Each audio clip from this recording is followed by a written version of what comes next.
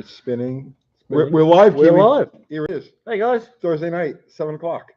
Well, 7:02. We're a little tardy today. Well, that's pretty good for you, isn't it? Yeah. Well, look, we've already got 4 thumbs up. Woo. No, there's 4 people, Four but no people thumbs watching. up. Hello, people. Nobody wants to give us the thumbs up. We have to earn their There you thumbs go. up. You get one from me. There's There you one go. from me too. There you Man. We've lost somebody already. go. We're crashing and burning. We just lost 25% of our audience, and just like that. Just like that. Mike, and what's happening? Dripping Glass. Dripping Bill Glass. McKeiska. Hey guys. So June is a big month for Kiwi. Is it? Well, the whole pride thing. Aren't you proud to be a mechanic? Proud to be a mechanic? Yes. Yes. So am I. There you go. There you go. All right. Okay. Charlie, what's happening, Charlie? Let's see. Well, I know that's Charlie. Charlie's a friend of mine from literally 45 years ago. Nice. Is it? Wait, is it that long? I don't know how old I am. Yeah, 40 years ago. 40 years ago. I'm not sure whether we get any Kiwis watching this that I've known for that long, but well, they're Terry out there. Seymour is one of them. Daniel Solis, happy Thursday. What's happening? What's up, everyone? So, Kiwi, what's going on? How was your week at your shop? Pretty good. Pretty good. Just been busy. We've had a few little Crash. You had the crash. The market crash? Well, there was a little crash at the workshop. Yes, just a little one. We don't talk about that. Oh, we don't? Oh, okay. We don't talk about the crash. It wasn't my fault. No. Okay. We won't. I thought that would be I rang the wrong tow truck company. That's what I'm going to blame it on. Well, that's what happened. Well, you had no control over that. No, I didn't. Hey, you all watch this. No, it's not. It's not a state secret or anything. But yeah, last Thursday it was a little raw. Well, if it's not a secret, why don't you tell them what happened? I'll get a kick out of it, I'm sure. Okay, we got a few. How many? 88. Oh, okay. All right. Here's the story. I'll get the picture up while you do that. Last Thursday we had an AC Cobra and which wasn't running, and so the red one that we did the carburetors the infamous red one, and so that was back in to basically take the engine out again because the engine's been hurt a little. Through no fault of mine. No, I think of an over-enthusiastic and impatient owner, to be honest. And so it was the rollback backed up to the shop door and proceeded to unhook the car. And the tow truck driver hopped in, pulled it out of park to roll it back off the flat deck and started rolling back and then realised he couldn't find the brake pedal. So it kind of careered across the workshop, tagged another car that was in there. So the red bit right there is the Cobra, and the Mustang is that one that we shot the video on where it had all rusted sections in the frame rail. So it bent it up just a little bit more than it was. Yeah. So yeah, It's a better shot. Yes. It's cursed. Yeah, but we got it all. Everything's all back as it was. It was just running around a bit, just ramped up the stress levels slightly. But there's always something. Zero's in there. Zero. There's the cranberries and canines. I'm not sure about the canines. That's not my thing. You don't like dogs? I do like dogs, but it depends what he's. You don't eat dogs, do you? No. That's a Kiwi thing. Yeah, no, that's a Chinese thing, not a Kiwi thing. You sure? Yeah. I love my dogs, man. Dogs are fun. Kiwis, crackers, and cream cheese. Yes. The Kiwis, cranberries, and candy. Yeah. Free Zero's puppies here. at Kiwi Classics and Customs. Oh what was it? Free puppies. Free puppies. Oh, geez, you're giving away free puppies? What kind? I have no idea. Hush puppies. Well, I tell you what, you better go out and get some because that's false advertising. You know what I'm saying? So. Well, I'm going to be out of town as of tomorrow morning, so I'll be fine. Danny Bradley, can you give any tips, secrets, etc. on running a roller LA on the street? Thank you. There's like zero. I can't think of anything. Can you? Not tips and secrets, really. I mean, It's Yeah. just camshaft. It's a better camshaft than a flat tappet cam, but I mean it's all about the choices you make on the lift and duration and stuff like that. The same rules apply, really. Well, I mean, they had roller cam LAs and then roller cam Magnums. Yeah. It's not a. No, it's not new. Yeah. No.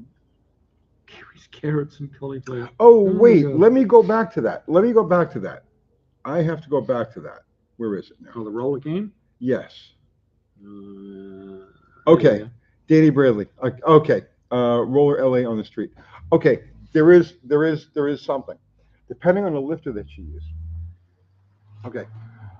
Like for instance, the comp rollers are tall. They're the same height as the Magnum lifters. Now here's what you run into if you're dealing with a non-Magnum or a non-roller LA head, right? The push rod holes in the head are too small.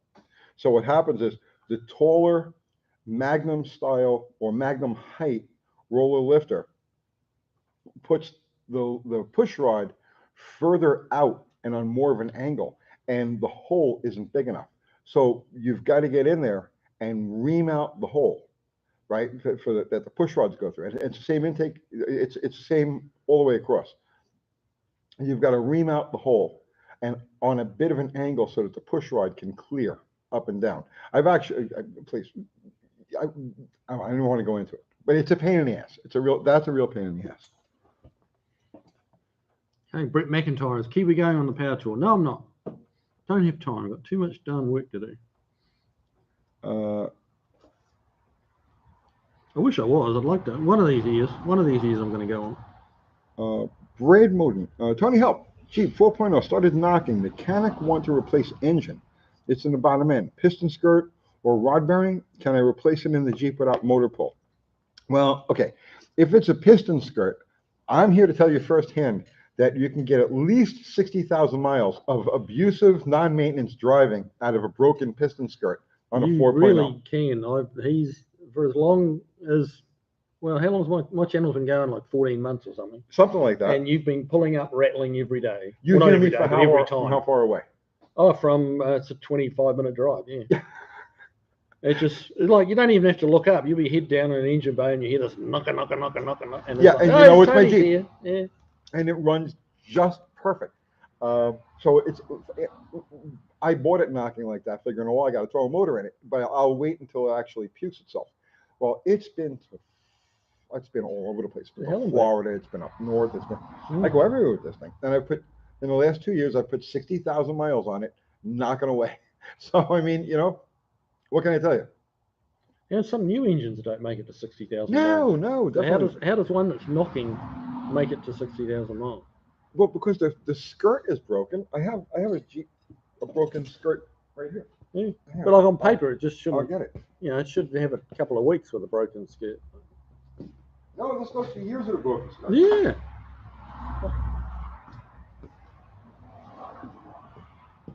Just like that. Wow. And it runs and runs and runs. And it's a common problem with these. That'll keep going up and down. It just keeps going and going and going and going. It doesn't burn any oil. It doesn't do anything weird. It just duck. But that's it. Wow. That's crazy. Hey, now, where is this? I just saw and I wanted to comment on. Okay, Joe K. Now that you've discovered the brake hose failure, now would be a good time to ask, what about stainless braided hoses? Pros and cons. For me, I like the braided steel hoses. They don't flex. They don't expand under heavy braking. It's something you find always in a race car. And they're very affordable. They're very affordable. You've got a few little bits usually to make the ends fit. But the hose itself, they can be like $20.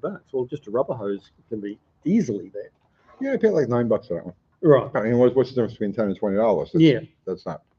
But I watched that video on this one with the brake hose, and I wanted to bring that up tonight because it's a weird one for me. I discovered that issue like in 2008. Okay. I'd been in the country about 6 months, and I bought myself an old Buick, and trying to fix the brakes, and couldn't get it to bleed. Couldn't get the fronts to bleed, and the hoses look fine, like they just look great. But Yeah, no fluid was going through them. Once we cracked the hard line at the top of the brake hose, the rubber hose, then there was all kinds of fluid coming out, but nothing out the other end. And that was in all my time previous to that, I'd never come across that problem.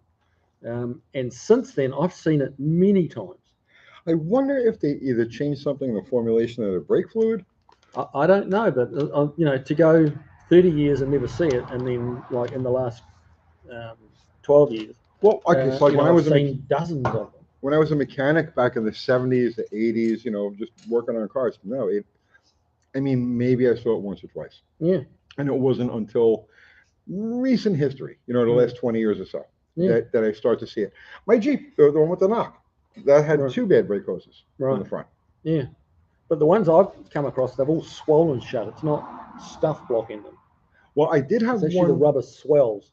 And like if you cut them up and try and find where the blockage is, well, that's what people wanted me to do. There's no hole through the middle of it. That's what people wanted me to do, like just cut it up. It's just closed down. It's just something in the fluid affects the rubber. And so I don't know whether they changed I think, they either changed the formula on the brake fluid or they changed the makeup in the rubber.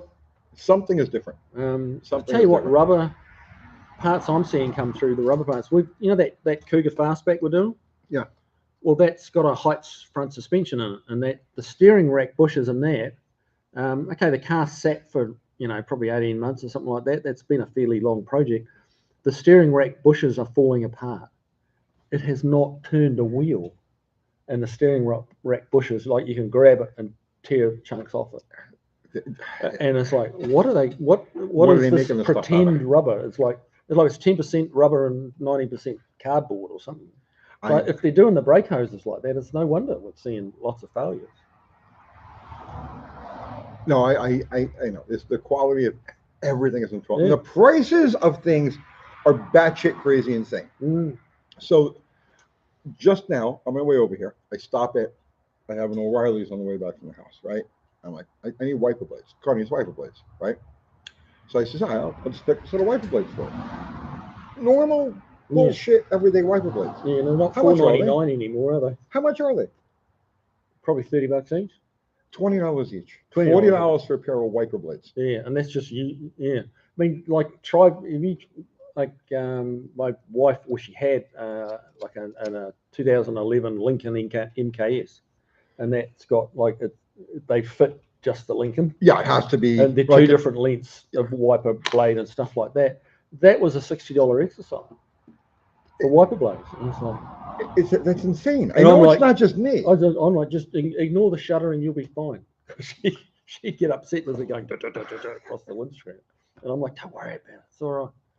It's too tight to drop another $60 on wipers. I'm going to find just get baked in the sun online and order them in. Yeah. Exactly. They just get baked in the sun. Exactly. They go bad just sitting there. Yeah. But I remember you used to get refills in the old days. You just actually buy just the rubber bit, wouldn't you? And slide it back in and away you go. Yeah. No more. Unfinished project saying fuel hose is the same way. Lasts less than a year, marked made in the USA. Right. It's crazy. People come down on me for saving old things, right? Like, obviously bolts and, that typical stuff. But I've gotten to the point now that if I find old hose that's in good condition or really old anything that's in good condition, I save it. Right? I mean, brake shoes. I find good brake shoes. I put them on the side because I don't know what I'm going to get anymore. I buy something new. I don't know what I'm going to get. That I must admit, that kind of bothers me a bit. In the old days, it used to be, well, not even that older days, but there'd be cores on the brake shoes. There's no cores anymore. No, right. Although we've got a 61 Thunderbird in there at the moment. That the brake boost is jamming. Like you've got to pull the pedal off as well as push it on. That's a Ford only thing. Yeah. But that particular booster is a 1.5 year model only. Okay. Like it went from 61 through to 60, like 2.5. Okay. And it took me a while to find a booster for it, and there's a core charge on it, $350 for a core charge. Well, okay, but that's understandable. Oh, I get it. Yeah. That's understandable. Yeah. But it was like, oh, you really want that back, don't you? So, but you go back to like brake shoes, okay? So, have you ever seen these Pakistani factories where they make stuff? Yeah. Have you seen where they make the brake shoes? No. Dude, they have a factory set up that's like in somebody's backyard. Okay, it's like a brick building with like hay on the floor and stuff like that, and it's chickens walking around, and these guys in bare feet, and they make the brake shoes there, like the brake shoes that you go to the auto parts store and you buy. This is where they're coming from. Right. These like cottage industry places. So I've gotten to the point now. All I know is that if I have a good 30-year-old, if I take the wheels off a car and I have a set of good 30-year-old Ray Bestis or name brand shoes, Yeah. and they have any life left in them, because it used to be a throwaway thing. What's a set of brake shoes? $12? Yeah. You know what I mean? It used to be a throwaway thing. Now, if that stuff has any life left in it at all, either it goes on the shelf or it goes back in the car. Because I would rather take my chances on that than the stuff that we're getting today. Yeah, well, I mean, body panels can be like that, like fenders and doors and stuff like that. If you can find one that's not too bad, it's going to be cheaper to fix it than to get a brand new reproduction one and fix that, because they all need fixing. Let's see. Charlie S. Riddle me this, Uncle Tony, Kiwi. Power front disc brake conversion on a 66 Impala. Right front caliper locks up on hard braking. Just the right front. Well, I would say your left front probably isn't getting the pressure that it's supposed to. I wonder if you might have you got new brake hoses on it, the rubber hoses? You know, the front ones close down as much as the back ones do, and that may be giving you some restriction, maybe. What else would it be? It's a tricky one. There's very few things that make a caliper lock. I mean, you look at a caliper is a brutally simple thing. Yeah. Nothing in the caliper itself is the puck can cock, right? But it doesn't release. So in other words, like if you step on a brake and it locks up and it doesn't release, even after you slow down, then it's going to be in the puck or the sliders. Sometimes the sliders will. It can be. They got to be pretty bad. They got to be really bad. Or even ones like the GM style, where the edges of the pad just hang over. I've seen those dig a groove where they don't want to move. Oh, right. Yeah. You know? Yeah. Where the pad's a little bit bigger, hanging over the side of it. Right. Out. But if it releases when you take your foot off the brake, it's only locking that wheel when you got pressure on it. There's really nothing in that caliper that could cause it. I would say your problem is on the other side with no pressure going to that. So when you step on the brakes, 100% of whatever's going to the master cylinder is going to that right front. The other thing you could do is, if you've got access to them, is the little brake pressure gauges. I've got a set of those for checking that thing, where you can put it on each side and just have someone hold the brake pressure. Okay. And you just read the gauges, and they need to be a certain amount, and they obviously need to be the same. I'm just wondering, maybe he might have a little tiny bubble of air in the system on his brakes. A little bit of air on one side and not the other could cause something like that. It could be, but he'd also be complaining about a spongy pedal. True. I don't know. That's kind of grasping at straws a little on that one. A little bit. It's Proportioning valve, rescued and restored guard, saying proportioning valve. That doesn't change the bias side to side, only front to back. Yeah, and all the proportioning valve typically only reduces the rear brake. Right. People tend to think that you can wind more pressure into the back with one of those things. You can't. Well, it's with an adjustable proportioning valve. Yeah, but an adjustable one won't wind more than what the maximum it's got. Like when it's wide open, that's just actual brake pressure, and all it can do is reduce from there. It can only reduce it. You can't actually up your brakes by putting in a proportioning valve. You can by going with like bigger wheel cylinders. Yeah, but that's not just the proportioning valve, isn't it? That's what I'm saying. Yeah, yes, you can by changing the rear brakes, making them better, and then reducing them. Yeah. Less friction, longer lasting. It checks out. Well, I mean, there's some logic to that.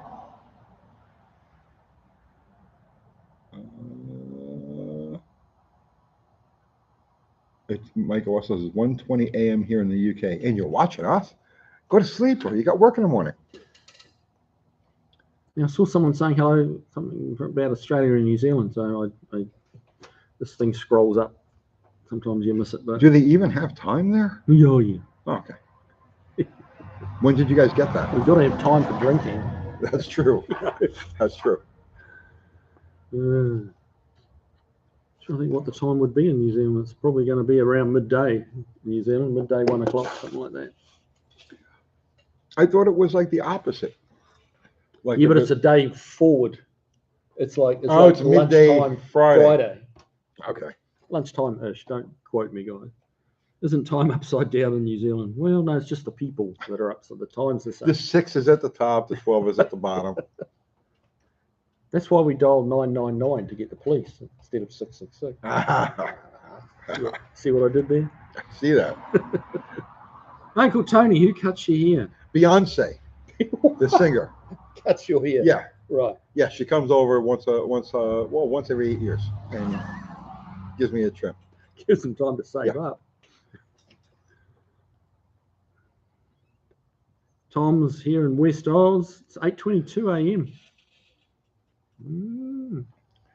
But yeah, West Aussie is, so that's oh my god, I've forgotten. Perth, up around Perth there somewhere.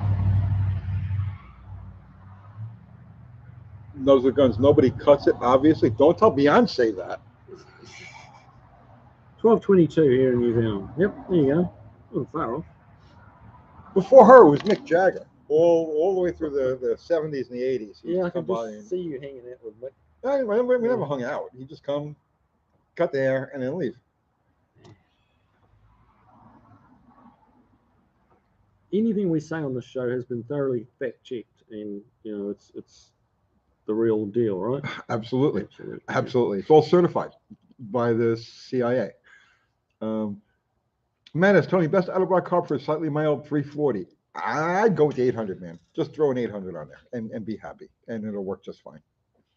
Yeah, here's one for me, I guess. Miles, installing a rear window on a 65 fastback Mustang. Do you have any tips or video to recommend? I haven't done a video on that. Why haven't you done a video on that? I need to, really. I look up in the darkness. I'm going to turn on the lights over there. Okay. But yeah, as far as, I mean, the trim is your main concern, Miles. Okay. The trim, look, I was shown a good trick a number of years ago, and it helps me a lot trying to like smack the trim back on, and that is to run some masking tape before you start. Run some masking tape right around the perimeter of the opening of the window, and where the clips are, just put a little Sharpie mark on the masking tape.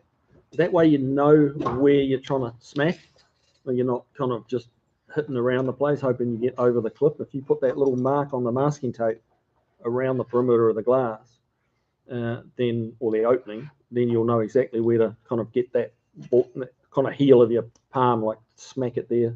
Not too hard because you'll put dents in it. But and the other thing is, like, you do have to use a sealer when you're putting the back glass in. Use a don't use urethane. Don't let anyone talk you into using urethane. Urethane is the wrong stuff.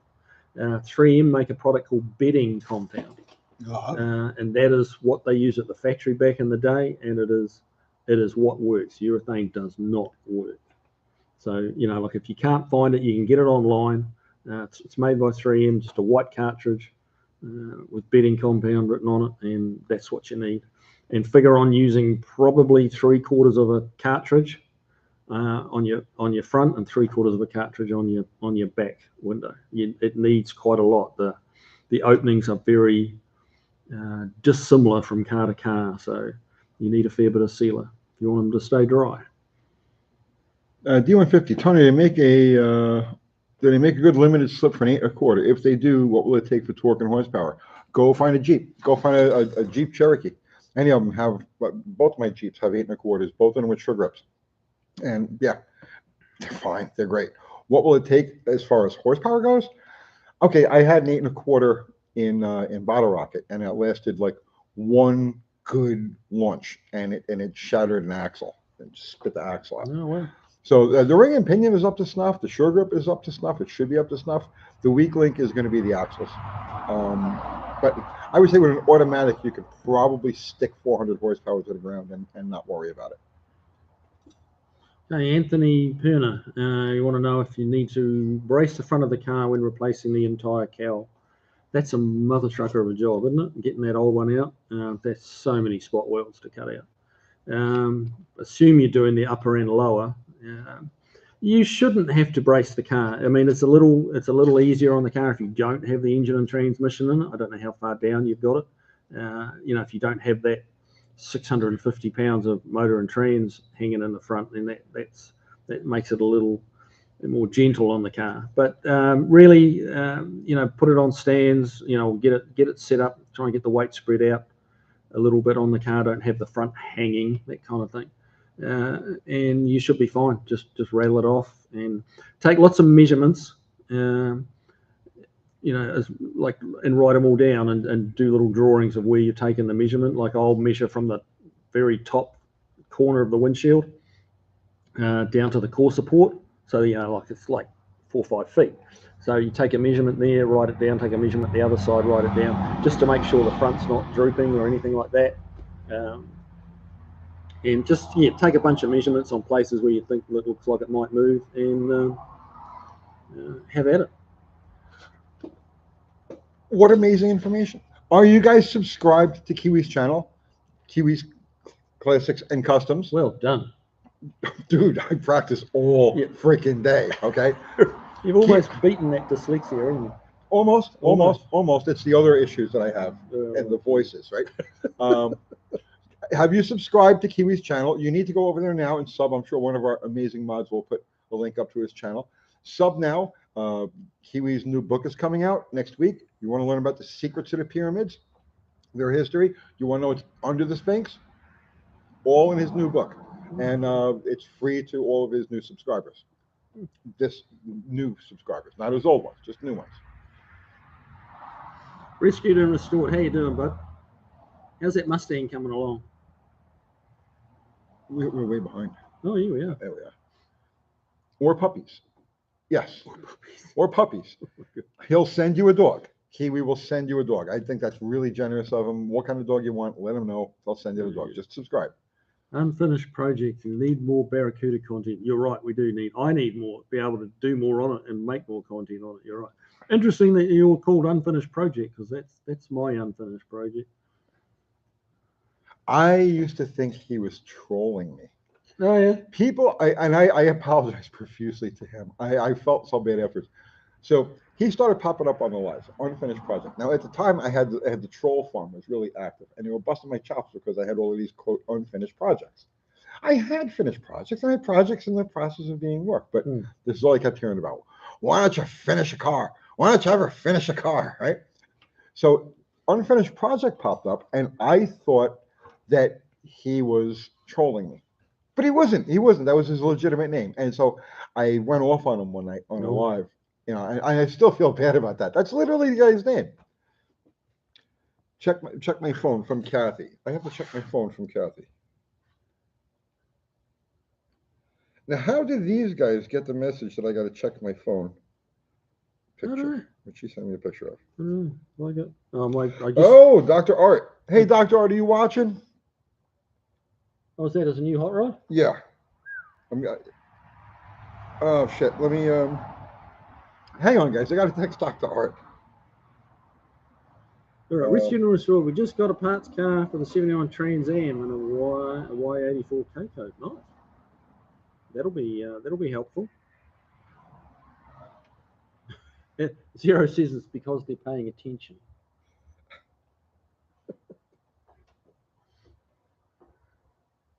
All right. Let's see. Now, I don't know if he's watching or not, but I'll text him anyway. Chris Cadman, do we have a dog that poops money? No, God, I wish. Oh. I wish.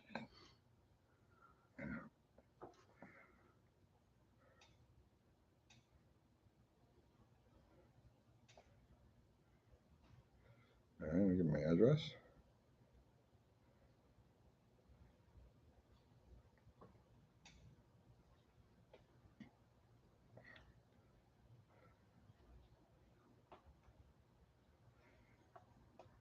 Okay. We're reading our phones here. We've got people messaging. This is like the modern world, man. Yeah. Okay. It's actually Rescued and Restored is texting me pictures of his backyard.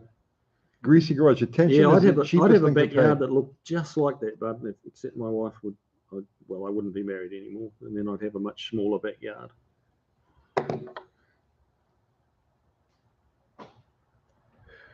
At Wiz TD Dekert. Come on, you guys, I'm serious. What are we serious? Kiwi, oh, 2 hacks. What's happening, brother man? How are you? Oh, 2 hacks. Hey, buddy, how you doing? I'm still working on ideas, brother man. It all has to do with that, okay? Right. So just looking into stuff. Jason Fitch, Kiwi, what brought you to the States? This show. Yeah. This show. Yeah. Well, we do see a bit of. I'd never actually. Well, you weren't even doing when I came over. You weren't doing YouTube. No, I wasn't doing it. It was before. I think it was before YouTube. Yeah. Mate, I've just always had a love of old American cars. Like since I was 10, and always wanted to come to I'd visited the States a few times, loved it, wanted to come, managed to get a green card, so it was like, okay, we're pulling up sticks and heading to the US, and we just took a punt and thought, well, it'll either suck or it'll be good, and but hey, it's an adventure. You never know quite what you're going to get when you start out on an adventure. So, Did you ever imagine here you would be? No. How many subs you got now? 12,500. That's not bad, bro. That's not bad. That's not bad.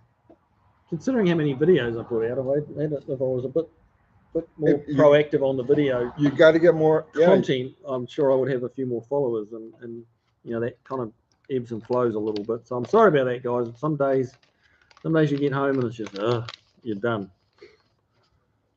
See, I'm not.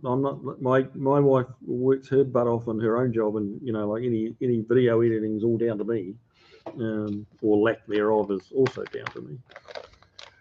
Glenn Nicholson, Tony, you're going to introduce Kiwi to Danny's boyfriend. That should be good for the channel. They met when they were down here. The last time we were down here, I brought him by Kiwi's place. Yeah, seems like a good dude. As good as me?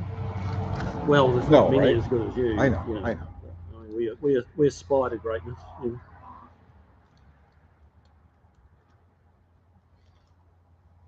Okay, what do we got here?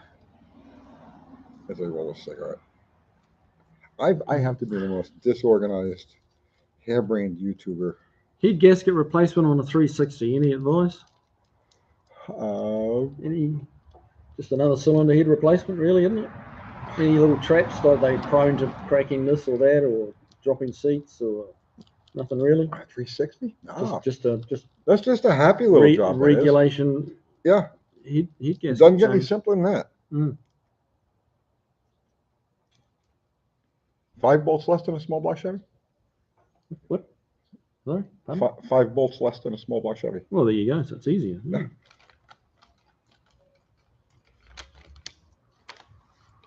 Unfinished projects. When should I change my spark plug? When it starts misfiring.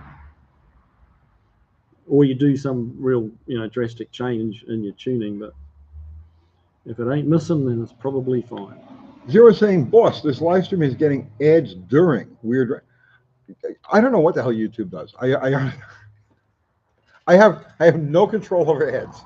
I have no control over what they put in there or how many no. We do have control over how many.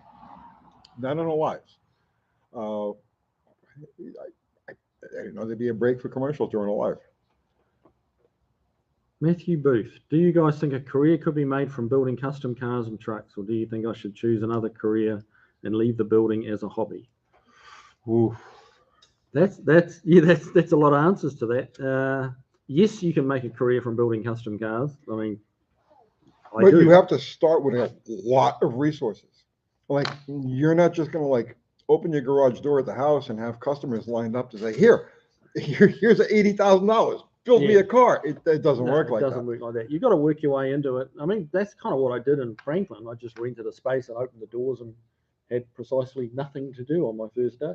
But you had equipment. Yeah, I had some equipment, right. and I had a project car, which is the KSV 9000.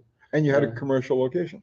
Yeah. So no matter how you look at it, you had to spend some loot. Oh yeah, you've got to have a little bit of money up front.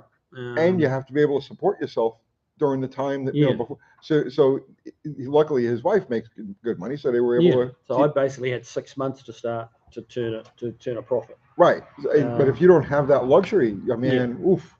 It's going to be rough. But look, if you're good at what you do and you love what you do, on the negative side, it does. Like before I opened my shop, I would watch every bit of hot rod TV I could, tune into. Right. I do not watch any hot rod TV anymore. Like, 40 hours, 50 hours a week, you've kind of seen enough. Now, I'm not trying to make it sound bad. It's not. I mean, you have fantastic days. And other days, you're sanding. You get there at 8 o'clock, you sand, you stop sanding your car at 5 o'clock. And, that's not a lot of giggles. But, it's got to be done. So, but if you have the tenacity and you want to do it, you can, learn to weld. Have all your skills in order first. And now that skill set also includes business. Like if you can weld and you can build a car, it does not mean you know how to make money at it. I would trade off some of my skills with these for some skills in actual business. Right. Because I'm much better at building cars than I am at making money building cars. That's the other thing. See, I've been in business since I'm 16 years old. I never really had a job. Right. I've worked at freelancing, magazines, stuff like that, but I've never really had a job. I've had a bunch of shops. I'm a terrible businessman because I always put myself in the shoes of the customer. So I end up cutting my own throat more often than it's being a business. Like I've always made money. I've never not made money, but I kind of make money by default because people just trust me and they like me. So they're like, here, just do what you got to do. Right. I make money by default, not because I'm good at making money. I'm good at what I do with cars. I'm good at what I do with my hands, but I'm not good at business. I am good at making money, but I'm not good at business. Make any sense? Yeah, it does. Yeah, no, there was a difference. Thank you for the super chat.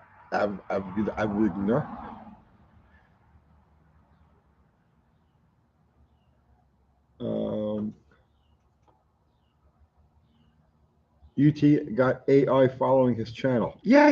What do you think GTP gets all of his car information from? Because they tune in here.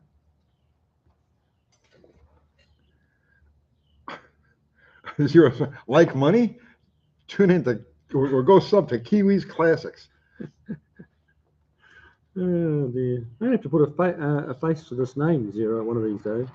Zero's a great guy. He's been with us since the beginning, right? Like this is going on almost 5 years now.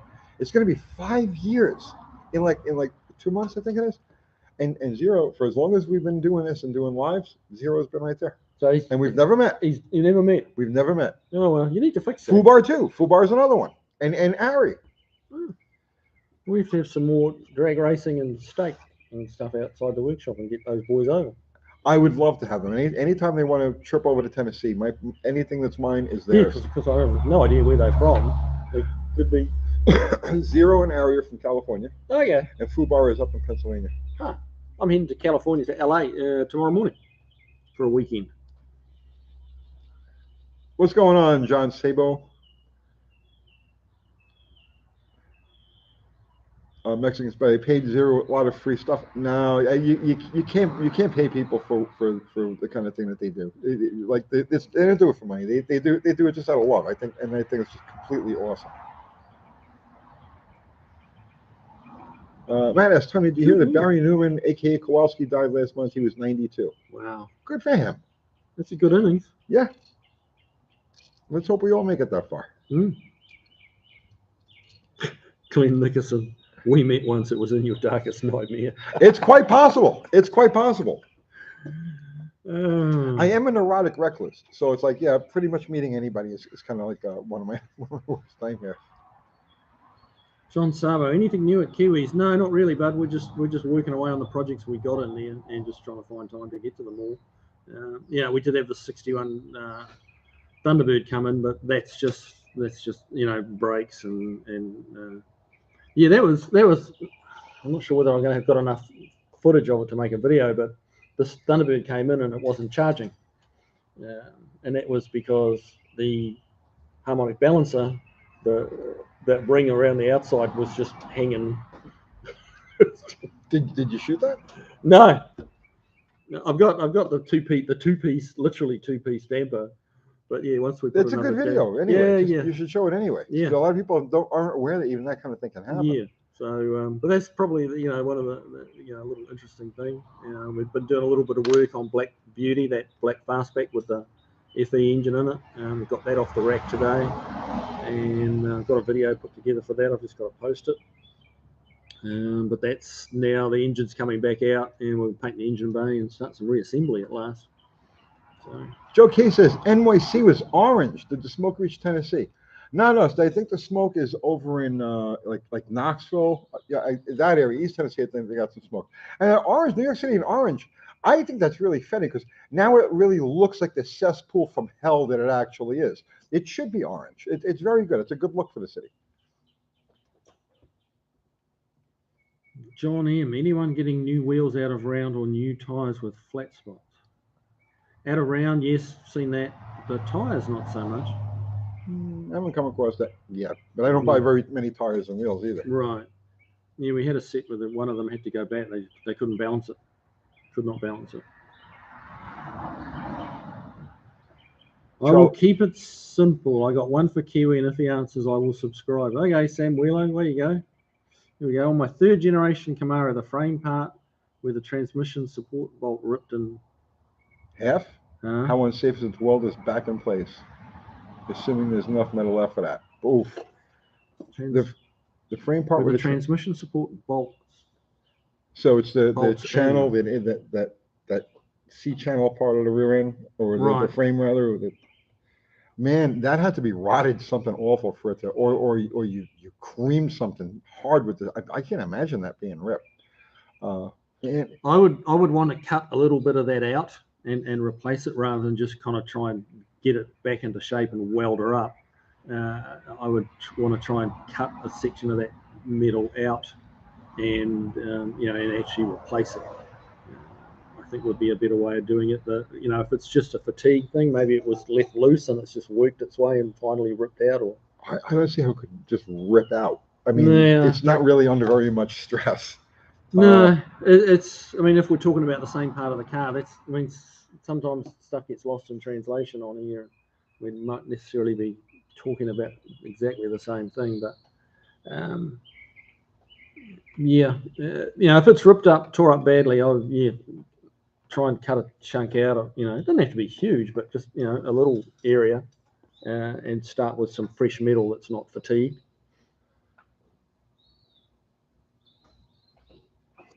What do you say there? It's like a square framage. A square fromage. Isn't that a cheese? Yeah, I think it is. Attached to the unibody. John Sabo, Uncle Tony, can Kiwi do one of your cars and make it nice? No, I know. I'm good. I'm good with the stuff. I'm good at the level that we have. Kiwi does work that's way beyond anything that I want to have to be the caretaker of. What's that? Yeah, that's me. Okay. Sticky again. Here we go. It's gone. Don't panic. Zero saying it's about working class folks working for what they want, keeping and working on classics, learning and sharing. It's the reason I help UTG and always will. Well, thank you, brother man. Very cool. Thank you. You have to start doing lives on your channel, man. Yeah. Let me know. I'll come over. We'll do a live over on yours. Okay. Whenever you're ready. Figure out how to. Oh, it can't be that hard to do. We need to get one of these little camera deals. Anthony Prentice says, I have an old set of ET slots and you can't balance them either. I've never tried.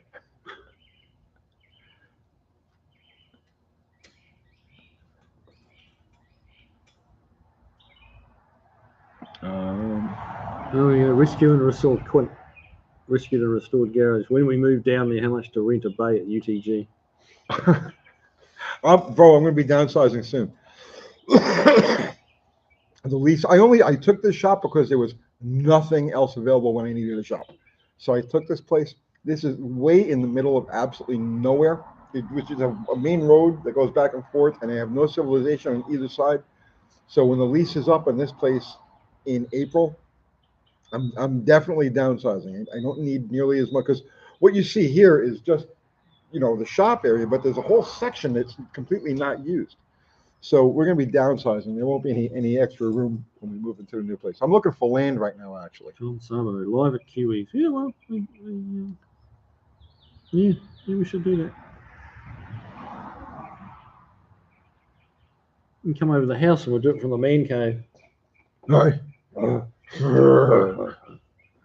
I'm keeping my pants on, bro. I'm just saying. I feel like I gotta say this stuff up front. That's part of the preconditioning. Yeah, and it's not just you. I just say it to everybody. Anytime anybody invites me anywhere, it could be, hey, come on, we'll get some lunch. I always tell them right up front, I'm keeping my pants on.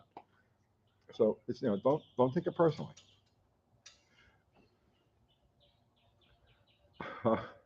Rescuers, I can hold the camera like no one's business. Don't take it up with Uncle Kathy. Urban Cowboy 19D. Hey Tony, for point ignition, do we use 7 or 8 millimeter plug wires? I always use 7 millimeter solid core wires. I like 7 millimeter solid core wires.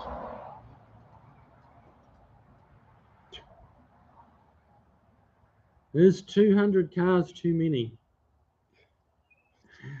Not if you're a collector of stuff, you know what I mean? 200 projects, yeah, that's too many. Yeah, I have too many. It kind of bothers me with the people that have these like big collections of project type cars. It's like, cut them loose and let someone actually turn them back into a car, rather than holding on to them, promising yourself you're going to get to it. Their hobby is dreaming.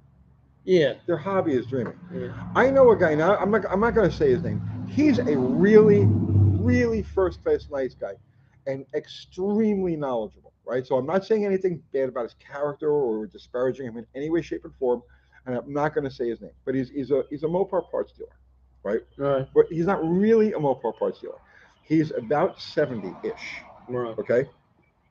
And he has this huge collection of parts cars, like acres and acres of parts cars, buildings, like just that are absolutely, like a building this size that's just front to back, top to bottom, shelves with every Mopar thing you could possibly imagine. The man has like millions of parts. All right. But ask him if he wants to sell, hey, I need wiper pivot bushings for a coronet. Oh, I only got like 14 sets, and I've got 13 cars outside. So I'm going to need one for each car, and then I need a spare. Dude, you're going to die soon. You'll never get to any of these cars. But I mean, obviously, I'm talking, like. It's a mentality that I don't understand. I turned 61 last month, right? And I'm like, look at it, I'm saying like, okay, I am rapidly approaching the end of the line here. What am I not going to ever get to? What don't I really feel like working on? What stuff is just, and I'm getting rid of stuff. I'm trying to just clear it down so I have just the happy essentials and I can like roll into, hospice with a smile on my face. Jonathan Lupuscio, I'm not sure how to say that one. Sorry, Jonathan. 351 heads and intake on a 302. What else is needed to make it functional? Well, a 351 intake is not going to fit on a 302. The heads will fit, but the intake won't. So he's talking about like to make a Boss 302. Oh, you're talking about Cleveland heads? Okay. Edelbrock make a Boss conversion kit. And we did a Mustang quite a few years back that had a 408 stroker, and that was had the Boss, the Cleveland heads on the Windsor, which is a Boss motor. But yeah, otherwise you have to kind of modify the Windsor intake. I think it's the Windsor. You have to modify one of the intakes and plug some holes and stuff like that. But you can just buy them ready to go. Kiwi, if you was to take 3 cars, one Mopar, one Ford, and GM, and put the bodies together and build a custom car, what would you use? Oh my goodness. 3 cars, one Mopar, one Ford, and one GM, and put the bodies together and build a custom car. Would you use? Well, I know the body would be a Mustang. You go by his place, right? And it's like he pukes Mustangs. It's like he gets up in the morning and says, oh, I need a Mustang of... And there's a Mustang. Well, I'd have to say I love the fins on the late 50s Mopars, the big like the 59 Plymouths and Dodgers and stuff like that had huge big wings on the back. Yeah. Fins on the back. I could see a set of DeSoto wings on the back of a '69 Mustang. And you're the guy that can make that work. Yeah, that would be a challenge. I was thinking more 50s era to do a wild custom like that, but I'd do something GM, Buick, Pontiac Grill, something like that. They had some outrageous front ends on them. Yeah. And the Plymouths were like outrageous back ends on them, and the Fords. Honestly, the Fords were a little bit dull in that late 50s. They were. They were. Some of the Mercuries were a bit out there, like that 57 Mercury the Turnpike Cruisers that I had. Those are wild. Those are pretty wild. But yeah, that would be hard to pick like the best 3 options. There's like 100 options that you could mix and match, and then it would be like, which one's the best? I don't know. Good question though, but yeah, that really makes your head spin a little, or it does mine. Let's see. Tavo's Garage did a reply video to Tony's. What's that about? I have no idea. Okay. What video did you make a reply to? Okay, here, you keep them busy for a minute, and I'm going to go to Tavo's Garage and see what. All right, it's just me and you guys. So, yeah, just pretend I'm not even here.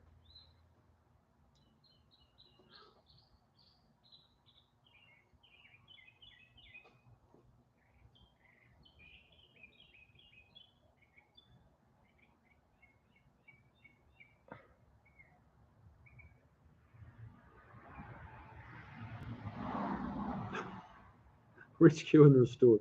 Good Lord, man. I always think they have a fat guy in the shop. Yeah, well, I'm already filling that role, so yeah. Okay. Damn it.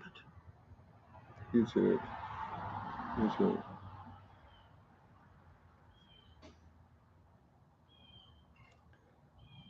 No, you're right.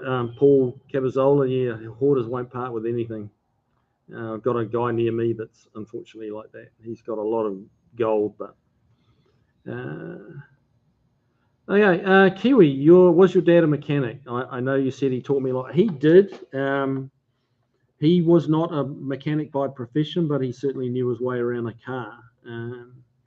And yeah, really, I mean, I guess one of the things he taught me was just the love of the automobile. You know, a lot of stuff I learned, you know, like after he was really an influence. But, you know, as a young kid, you know, he taught me a lot of the basic stuff, you know, the foundations that enabled me to go into the workplace and not just be a blank sheet of paper when I, you know, headed in for an apprenticeship.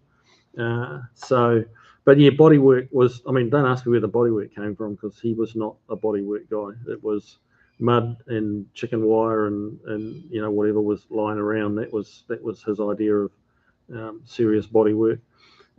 But you know, but yeah, he just loved cars, and then he passed that down to me, and yeah, that was the lesson, really. Tavo, there's no channel. I put in Tavo's Garage, and there's nothing. Well, let me put it in all caps to see what happens. 74 Charger. What settings are used for MIG welding auto sheet metal? Most welders have, you know, like a chart inside the cover, or you know, even with the instructions that give you an idea of what you need for the thickness of metal. And the mistake I see most often is that people will set it to those settings, and it won't be working that well, and they'll struggle and they'll struggle and they'll struggle and get frustrated. And it's like, you know, if it's not working that well, try something different. Turn the wire speed up, turn the amperage up, and do just change it because no two welders, you know, set their gear up exactly the same. Some like it a bit hotter, some like it a bit colder. I go with luck. Yeah, luck's part of it. Yeah, I take the dial. I go, Yeah. you know what I mean, and take a rip at it, see what happens. Yeah. Well, you know, that's what you got to do. That's what I say to guys that, you know, that come through the shop. It's like, take a swing at it. If it's not working and it's spluttering and you're doing ugly welds, take a swing at it. Like, just wing up the amperage and see what happens. And you just need to find that happy place, and with a bit of practice, you'll just get to know the sound. The sound is a big one with MIG welding. If it sounds right, It's like stir fry. yeah, If it sounds like stir fry, yeah, you got it. yeah, You got it. yeah. All right. So Zero just put a link. So if I go to my own live, so I can watch myself. Tony's a bit technically challenged, guys. I am, guys. I'm serious. This is like way okay. So the Zero just put up the link. So I just clicked on the link the Zero put up, and that didn't help. How is this even possible? All right. Tavo's Garage. I just clicked on it again. There we go. Tavo Garage. Okay. Videos. Tavo on sick leave. Good evening, Richard. On the Tavo Cave. Subtle as ever. Yeah, we got the Cougar owner online with us, guys. All right, Tavo. And he's having a little dig at me for not moving fast enough on his Cougar. And honestly, I don't blame him, but man, there's just one of me. So, well, yeah, whatever you do, don't tell him I'm having the day off tomorrow, because he doesn't need to know that.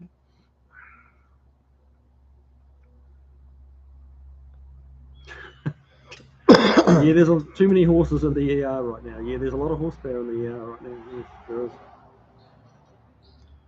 John M., what timing do you recommend on a 351 Cleveland? Stock is 6 degrees. Is that lame? Okay. When we talk about timing, the factory spec is for, how can I explain it to you? It's like for the pedestrian mechanic.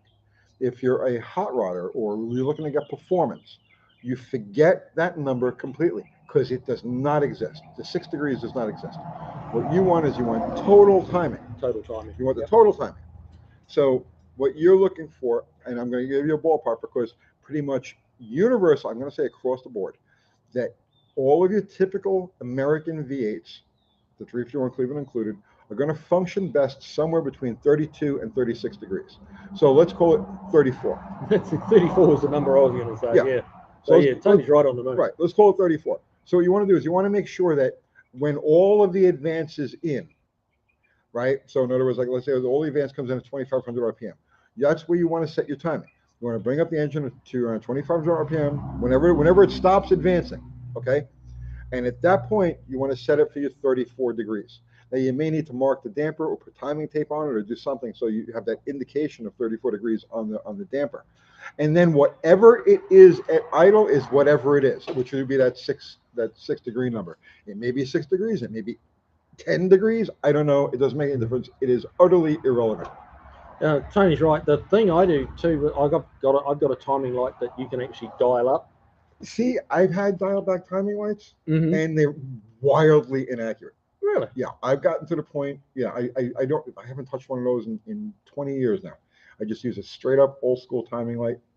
What I'll do is it's all right if you've got the timing marked around to 34 degrees. That works great. I wonder if I have a damper here that I've marked that I could show you. Yeah, I mean, like an ATI damper will often have like markings all the way around, like 60 degrees. I'll show you what I do. Hang on a second. But yeah, if you don't know what I'm talking about, it's a little feature on a lot of the modern timing lights where you can actually dial up the advance and you'll put it to 34 degrees, and then what that will do, when you put the light on your damper, it'll show 0 degrees because the timing light is factoring in that 34 degrees. Hope that makes sense. I've had a pretty good luck with doing that, but my timing light's not 20 years old, and it's not a particularly cheap one either. But it's not super expensive, but it's not an O'Reilly's one. Let's say that. Oh wait, there's one over there. Okay, what do you guys think about Ford Y-block? Is there any potential in that engine in a vintage ride? Man, my initial reaction is no, but you're talking about a vintage ride. If you want an engine that suits the vehicle, then you kind of got to stick with the Y-block, and you can definitely make them go better. Are they ever going to go like a Coyote? No. They're going to go like an LS? No. They're going to go like a Gen 3 Hemi? No. They're a Y-block. There's limitations. All right. I don't have a damper that I've marked, so I'll just show you what I do with this. So here's the zero mark on the damper. So this would line up with your timing mark on the timing cover. All right, they're all a bit different, but you get the general idea. So what I do is I make a measurement. Okay, so the scale on the timing cover is going to read 0. It's going to be, there'll be a slash at 5, and it'll read 10, a slash at 15, and it'll read 20. Okay, so what I do is I make a measurement from 0 to 10. Okay, once I have that measurement from 0 to 10, I start at this mark and in the direction before rotation. So it's rotating this way, right? So I'll take that mark and I'll add a slash right here, and that's 10 degrees. Then I'll add another slash, another same distance. So that's 20 degrees. I'll add another dash, that's 30 degrees. And then I'll make a mark between 30 and 40, which would be 35. And then at that point, I know with the timing light, I'm either, if I'm just shy of the line, I'm at 34. If I'm on the other side of the line, I'm at 36. So that's how I do it. And I've been doing it like that way since I was a teenager. Timing tape tends to fall apart. So what I like to do is just make marks. Just take a hacksaw blade or whatever you're going to use, and just make marks. And then you'll know which ones. You'll have a single mark there for 10, one for 20, one for 30, one for 35. That's all you need. And then you can judge from there where the timing is going to be set. Does that make sense? I hope that made sense. Yeah, it makes sense to me. I should make a video doing that. Yeah, there you go. Right? Yeah. Who would have thought? More content. And you didn't even have to steal it. I didn't have to go to your place and pick your pocket for content. Man, this is great. I love the future so far. Yes. There we go. We're up to date. Kiwi, if you had 80s 4x4 and you switched the running, would you switch the running gear fluids to synthetic? No. Not in an 80s 4x4. None of those gaskets are intended to be used with synthetic. So any place you have a cork gasket or like a rope seal, anything like that, the synthetic will leak. Ralph Bond, 74 Opel Rekord D-Sprint coupe with a Magnum V8 swap, doable. Yes, it's doable. I'm putting I'm not a Magnum. I'm putting a Gen 3 Hemi and a Starion. So yeah, the Opel's a bit smaller probably, but yeah, you can fit them in. They put in V8s and Nash Metropolitans. Like, yeah, you can get them in anything. You can put anything in anything. You just have to want to. Right. Enough. Badly. Kiwis pay your rent. Kiwi is paying your rent. Kiwi, that is the most zero. Thanks for bringing that to our attention. Kiwi, that is the most generous thing I've ever heard. Are you paying their home rent or their shop? I have no idea. You'd have to check with Zero on that one. He's well, he said setting the ground rules. Well, that's awesome. So if you subscribe to Kiwis, now you're going to pay everybody's rent, because that could be thousands of people. It could be. Or just I don't think YouTube's going to pay me enough. I'm not sure that that's going to balance out, really. It's hard to make that kind of money. I think you might be breaking me. Well, it's a nice offer anyway. Very generous. Very, very generous. You've been tinkering awesome live as always. Well, thank you, brother, man. Are you subscribed to Kiwis? Remember his new book on the secrets of the pyramids, what's really under the Sphinx? All out very soon, and all of the subscribers get one. My project cars asked if I was going to the Power Tour. No, I'm not. Should be, but I do not have time. We've got a couple of different cars I could use, but no, it's not this year. I mean, I'd like to go to SEMA this year too, but that's not happening either. But, hey, I wouldn't. You couldn't pay me enough to go to SEMA. That's SEMA's a good experience. Oh no, it's. I watch bits of it on TV, and then I get disgusted, tune away. It's quite different live. It's quite different when you're actually there. There's just such a lot to see. Kiwi, do you recommend the use of racing fuel to keep the water out of the fuel system? No, I don't think that's going to work. If you can get water and race fuel the same as you can get water, and that's not a way to keep water out. Keeping your tank full is a good way to help keep water out of it. It cuts down on condensation, decent fuel filters, that kind of thing. Hey, listen, I deal with this stuff every single day in my life, right? I wake up every morning and my whole world is old cars, right? Old vintage cars and gas, okay? And motorcycles, right? All of this stuff. And you know the one problem I have yet to come across in my universe? Water in the gas. I had water in the gas on that truck. Remember the Oh possum? no, I don't truck? mean like that. I don't mean like that. Yeah, obviously, right? Yes, I've Yeah, had more I've water had in where's gas. water in the gas tank. But I'm saying is in normal operation, in just like normal use and normal sitting, it just does not exist. If you got a hole in a tank and water drips in there, you know, or somebody actually fills your hose, your tank with the garden hose, yeah, you're gonna get water in the gas. But it is not a real problem. No. It is not a real problem.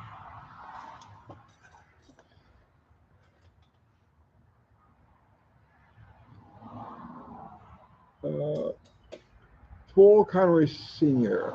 Thanks, Roger. I know you love your Mopar. So do I. So do I on the 318s, bulletproof overall. But I got a question in regards to the 351 Windsor. I could use some help on, please. Well, if I can't help you, I'm sure somebody else can. So go ahead and shoot the question, bro. Yeah, I've played with a couple of 351 Windsors in my day. So yeah, ask away. James, Uncle Tony, history time. Ram Air. Who, when, where did it come from? Oh, first front-mounted scoop for air.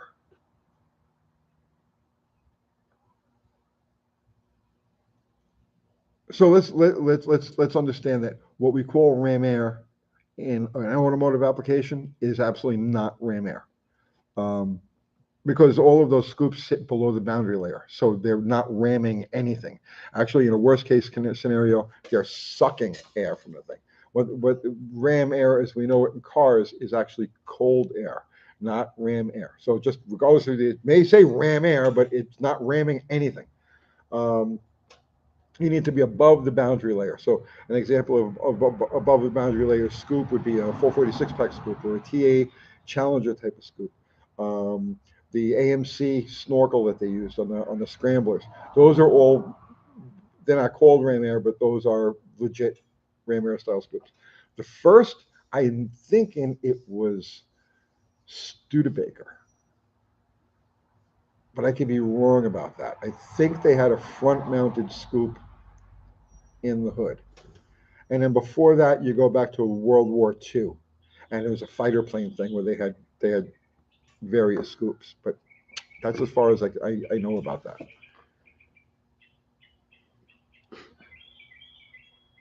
Oh well.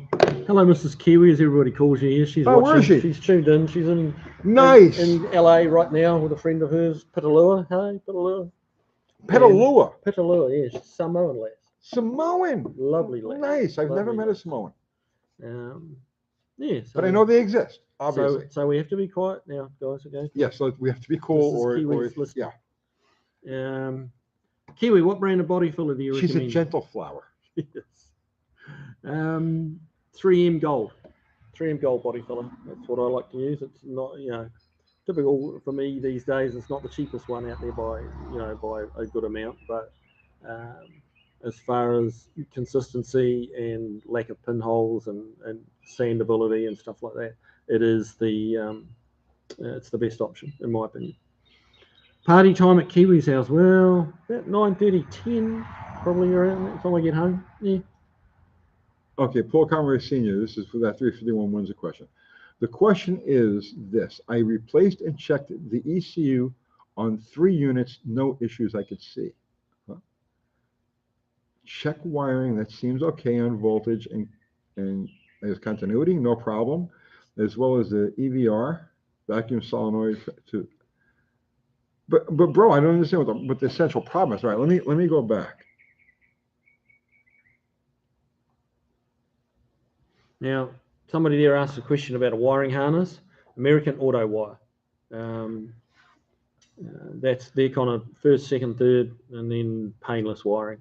But yeah, American Auto Wire is, like if someone comes in, that's the option they get given. If they want me to do a harness in it, we get an American Auto Wire.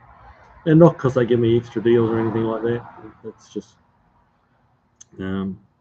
their wiring diagrams are great. Even if you're very limited on wiring knowledge, their wiring diagrams and instructions will get you through.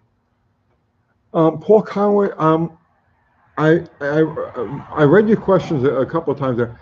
I am totally not familiar with the emission controls on those cars, on those engines. I wish I could help you with that. Um, Maybe somebody can help him out. It has to do with his EGR system.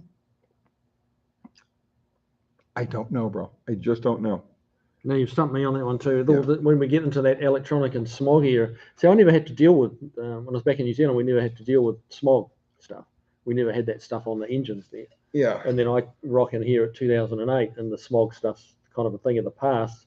So I've got this blank in my skill set, and Well, when it comes and to smog stuff, I'm like, I gotta be completely honest. When I was a mechanic in New York in the 80s, the 70s, the 80s, and the 90s, we had inspections, and it was a sniffer inspection, and it was an extra $20, and the car went through. So we never bothered. Honestly, like I'm being honest with you, right? Like emission controls were just not repaired in that era in New York.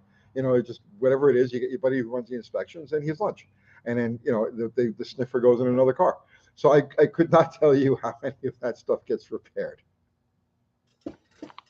here's one for you, Tony. How much horsepower can a stock 3-speed manual A100 box handle? Is there a best box to get? Um, I have no clue. So you got three manual transmissions here. You got the A903, which is the light duty 6-cylinder unit, 6 cylinders and 273s. Then you have the A745, and that's the one that they put behind 3D3s in like C bodies and stuff like that. And then you have the A230. And the A230 came about in 1970. So the A230 is essentially, and what I'm saying is not accurate, but it's close. It's essentially an 833 4-speed, but in a 3-speed form, right? So it has the same, it's like the same strength as the A833, but in a 3-speed.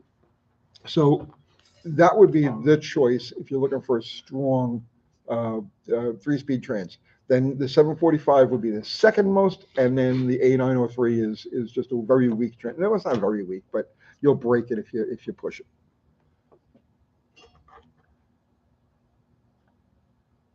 Hey, Chavo, good night, man. Have a good one.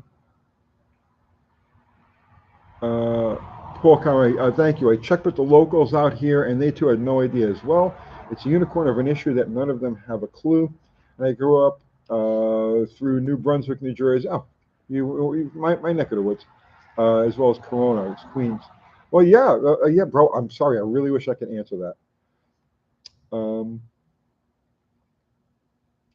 Gary Jura, Uncle Tony, where were you guys in New York? Staten Island. I was born in Brooklyn and spent the between like 8 and 40. I lived on Staten Island, and I've been in Tennessee for the last 20 years.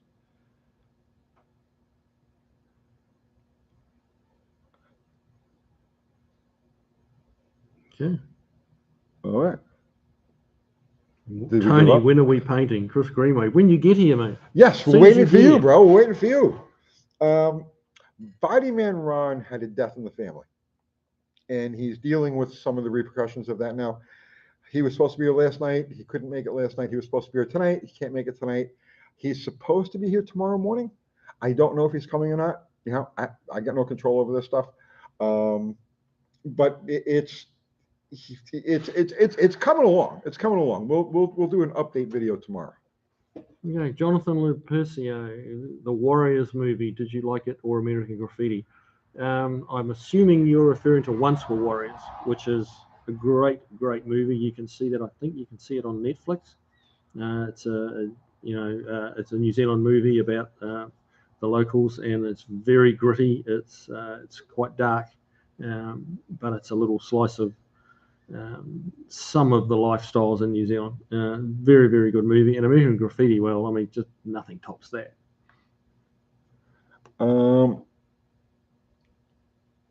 Eric Ozowski, thank you, Tony. Will the 230 work with the long column shift rods? Yes. The A230 was floor shift in cars. They started putting it in cars in 1970, and it was a floor shift. If you You get a 1970 or newer Mopar and it's three on the tree, it's a A903. If it's a floor shift 3-speed, then it's an A230. But in pickup trucks, they used the column shift with the A230. So you can probably find the right shift linkages to work with the column shift, the right arms to work with the column shift from a pickup truck. So they like the Econoline. I've got an Econoline in at work at the moment, which is just waiting to be picked up. But the selection rods on that, the selector rods are like 6 feet long. Yeah, yeah. Massive things. It's like, what on earth is this? Did you guys have three in the tree? Yeah. Okay. Yeah, a lot of cars with 3 on the tree. And 4 on the tree. You don't see 4 on the tree very often here, but that was pretty common in New Zealand. You have to make sure you're in the right spot with 4 gears and reverse. Mexican spec. Are the numbers on the transmission to tell which one it is? You know what? Honestly, brother, I have no idea. I never looked for numbers on it. The 903 is just a very nondescript 3-speed box, top loader type of 3-speed box. The 745 looks exactly like the 903, but it has a lump at the front. Okay, that's it. You put the two next to each other. The one with the lump is the heavy duty one, and the one without the lump isn't. The A230 doesn't look anything like those. It looks kind of like an A33. It's a side loader transmission. I had one here I sold recently. Otherwise I'd show you. But yeah, no, I have no idea what the numbers are or what the numbers would be. I never bothered checking. Now, Tony, this is a question for me. All right, he's asking. Go, man. I'm not going to say a word. No one I'm else. not going to say a word. I'm going to sit here quietly. I'm going to buy a gas welder. Throw away your flux core welder. Gas only, especially if you're doing sheet metal work. So you can come back now, Tony. Hello, I'm Tony. Zero. So there was a movie called Just Warriors, which is a different movie from Once for Warriors. I haven't seen the Warriors one, so I'll have to try and find that one. Bruce Lee KO. Tony, Kiwi, thoughts on aliens visiting Earth? Have either of you seen aliens or UFOs? Kiwi? I've seen a few illegal aliens. Okay. But not aliens. No little green men? No. Only in my head, anyway. But that was several decades ago. DMT or shrooms? Something like that. Yeah. To me, it's a no-brainer. Yeah, they exist. I feel that they've always been here and that we're somehow a product of their development. Here's a good question, which I don't have an answer for. That why did Ford go with the variable Venturi and not a straight 2-barrel? Because Ford has to do everything difficult. They need to change things every couple of weeks and confound mechanics and even their own dealerships. They need to leave everybody just pulling their hair out and going. You know what I remember? We used to talk about this back when I was like trying to convince the world that Mopar was the only way, right? Right. I've seen the light. This is the way. The truth. It's Mopar, right? So I remember years ago, where it is way before computers. Okay. Remember years ago when you needed a dealer part. Okay, you went to Chrysler, and you needed a dealer part. You needed a K-frame for a car, whatever it happened to be, right? And you'd go in, you tell him what it was, the year, the model, the engine, whatever, and then he'd pick out a book, okay? And you go, okay, there it is. There it is, right? And it's done. You do the same thing. You go to a General Motors dealer. You do it for a Chevy, okay? And now instead of like one book, there's like 3 books, okay? But it's not a big deal. He'll spend a few minutes and he'll go through and go, okay, we got this. Does it have the Astro Dubu? Right? You say yes, and it's okay. Let's see, right? And then so that would be a Chevrolet experience. You go to the Ford dealer, and there's 3 guys behind the counter, and there's a wall of books, and they want to know what month the car was built, what color is it, what assembly plant did it come from, does it have power windows, and that's if you order on the suspension part. You know what I'm saying? It's like insane. It was crazy. And Ford parts guys always had that 1,000-yard stare. You go into the Chrysler dealer, okay, and they got a beer under the counter, and they're just hanging out. They're cool, you know what I'm saying? You go to the Chevy dealer, you know, and it was like there was always a little bit more yuppie like, you know what I mean? They were always a little bit more refined. It always felt like a dirtbag going into a Chevy dealer to buy parts. But you go into the Ford dealership, and these guys are like the nutty professors, okay? And their hair is all messy and shit like that, and they've all got this stare. It's like, just shoot me, just fucking shoot me now, right? I am not making this up. Anybody who was around back then knows exactly what I'm talking about. Hey, Bill, thanks for Thank you, Bill. because Ford has to do everything difficult. New T-shirt. And you might be onto something True. there. You might be onto something.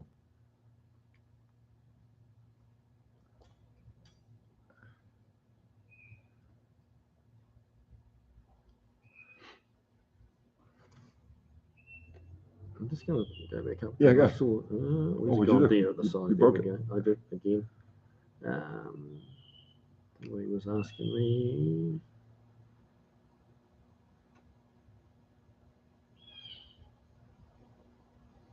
I've lost it now. Shit. What was it? It was a question about a particular car. And was it worth? Oh, hang on. That was it. Kiwi. Shit, I lost it again. Sorry, guys.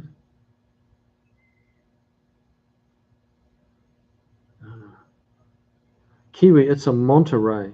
Oh, the Mercury Monterey. Okay. Oh, all right. Right. So Mercury Monterey. Now, was that a convertible? I think you said it was a convertible. That was the one with a really long, flat trunk lid.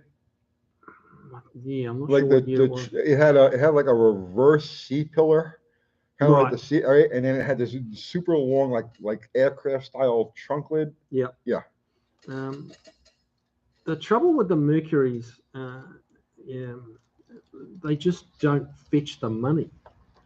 And it's not really fair. It's like even the Cougar, right down to the Cougar. A Cougar doesn't fetch the kind of money that a fastback Mustang does, or even a regular Mustang. And I don't really know why. But it just is what it is. Same with the Thunderbirds, the Ford Thunderbirds. Unless it's a 55, 6, or 7, all the rest of them are actually pretty cheap cars to buy. And one of the things with the Mercury, they're hard for parts. All the little trim stuff, the little frilly bits that make them a Mercury, not the motors and transmissions. But that sort of stuff is hard to find. You'll need to replate it. You're not going to buy repops of it. So it is it's an expensive exercise. And look, I mean, they're head and shoulders, but Mercury's are head and shoulders above for looks and style and elegance, are head and shoulders above the regular Fords. But they don't fetch the money. I had one guy tell me that a Mercury Cougar was a poor man's Mustang. Yeah, and it's like that was just so ass backwards. I know. The problem with dealing with early cars like Mercuries and whatnot, like I'm going to call it a brand X car, because when you talk about 50s cars, if it's not a Tri-5 Chevy, you know what I'm saying? It's like, and it's not a forward look Mopar. They really don't have the kind of cult following, and they never did. So it's like, if you go back, so you take like a 1957 Mercury.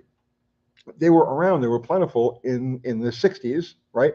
When they reached that 8 to 10-year-old mark, they just got junked. Nobody saved them. And so the used car, like you're lucky you found something that survived, but you're not going to be able to find parts for it, because all of those cars just went to the scrapper back on schedule, and nobody bothered to save them. You know, actually, if you go back to 60s mentality, early 70s mentality, 50s cars were just laughed at, because all of the stuff that was on there was just so over the top. And you contrast like 1950 styling, 1959 styling with 1969 styling, right? And the 59 stuff was like, it was silly, you know. And I'm not saying that today. Today is different. We look back on the stuff with a whole different set of eyes. But if you look at like an early Mercury, 50s Mercury, or any of these cars, Oldsmobiles were beautiful in that day. The styling was considered silly by the time you got to the later 60s. And so those cars were just scrapped in mass. And so used parts for them, very, very hard to come by. But yeah, like that Turnpike Cruiser I had, we've still not been able to get a windshield for it. And that was a 4-door hardtop, so it's the same windshield as the convertible. Money can't buy one, other than, well, it can actually. It's like $5,500. to get one custom made, a windshield. A guy in Florida does it. He makes them, like, you send him what's left of your old windshield and make sure it's braced into the right shape, and send it to him. He makes a mold. It's $5,500, and he keeps the mold. Listen, it's business. There's a guy, if you, I don't know if it's still around, but there was a documentary on a guy from Cuba that used to make windshields in his home garage. Really? Yeah. Soup to nuts. He'd do the whole windshield, fabricate the windshield, melt the sand. You know what I'm saying? And do everything to make windshields in his home garage. Where there's a will, there's a way. Well, yeah. Mercury's almost a Lincoln. That's true.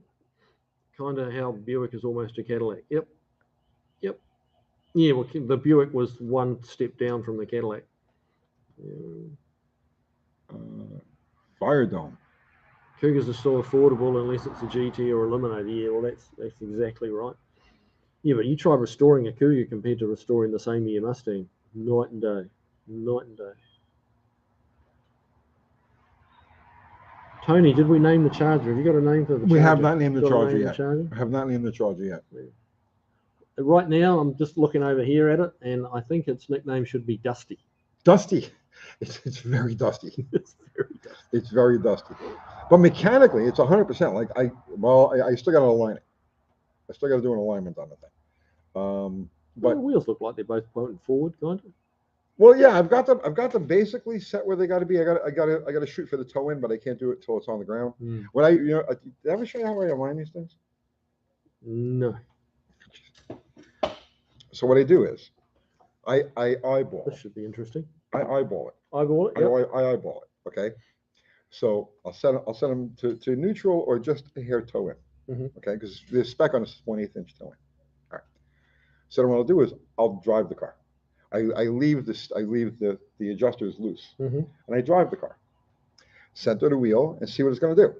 So if I have any type of pulling or wandering, I'll go out and start at the passenger side, and I'll go like up 1/2 turn, drive the car, see if it feels any better. If it feels better, we gotta go more. Then I'll go up another 1/2 turn. I'll always make my moves 1/2 turn on either side until it takes a few minutes. Yeah. You know what I'm saying? But it actually takes less time than if you actually made an appointment, take the car to an alignment shop, and go through the rigmarole. Yeah. So it takes me a half hour, 45 minutes of like drive, stop, adjust, drive, stop, adjust, drive. But I get it dead nuts every time. There you go. There you go.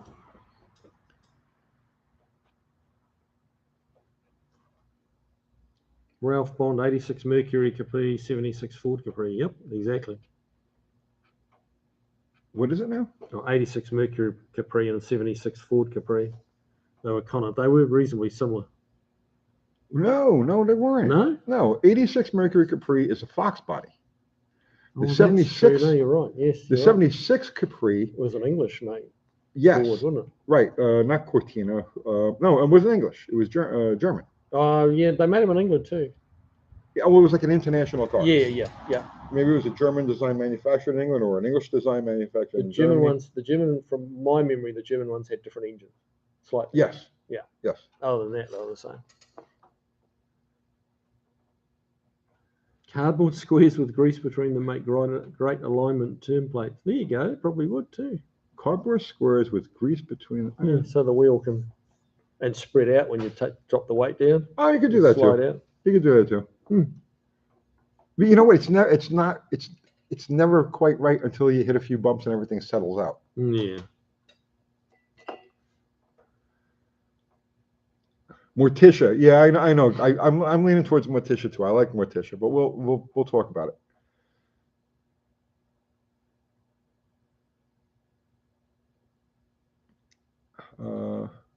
Eric Olzowski, Tony, I can't seem to get enough positive caster on the front of my 72 Charger. Well, I mean, your adjustment is all through the upper control arm bushings. If you can't get enough positive caster, I'm going to say that your lower control arm bushings must be shot. You probably either the strut rods are bent, the brake strut rods are bent, you know, the ones that go from the front of the K-frame to the control arms, to the lower control arms. The control arm bushings are bad, or yeah, if you're out of the range, it's got to be something beyond just the upper control arm bushing.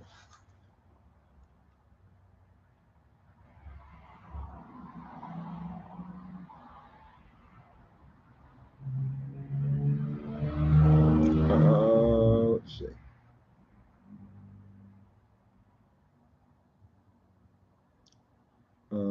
OCD FPV. So I'm out of Michigan and I need a true old school guy to rebuild my Holly 750 double pumper. It's tore down and have the rebuild kit. Would you be willing to do it if I said it?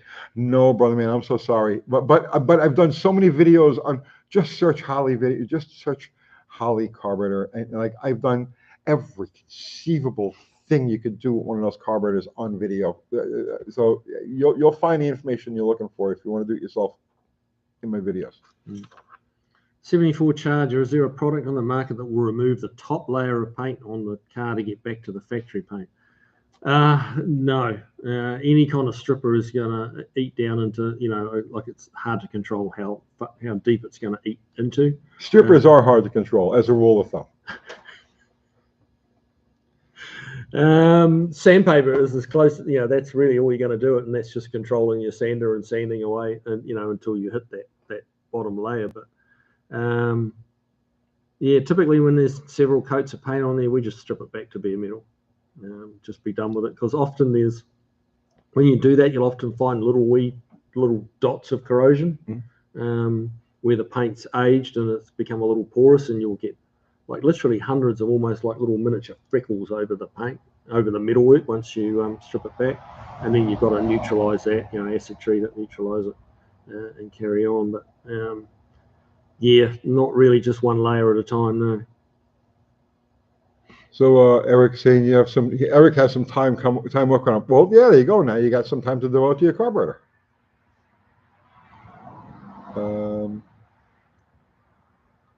Acid stripper, best stripper for car bodies. Acid stripper. Stripper on acid. The stripper on acid is probably the best thing you could put on your car's body. Like I believe so. Layer across the bonnet. Just wherever she's going to go. Wherever she's going to go. Okay, Tony, your ignition video today had me think. Do you put dielectric grease in the plug boots? No, I've never bothered. I mean, generally speaking, on my own cars, the plug boots never stay in place long enough to need the dielectric grease so they don't stick. Because I'm a perpetual tinkerer. I'm always messing around with stuff. So Ralph, what's this acid stripper you're talking about? You mean you just like regular aircraft stripper?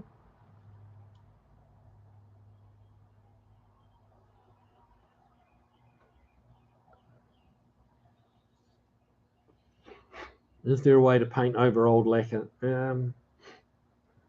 Yeah, I mean, you can do it. It's not like best practice, but you need to seal it down.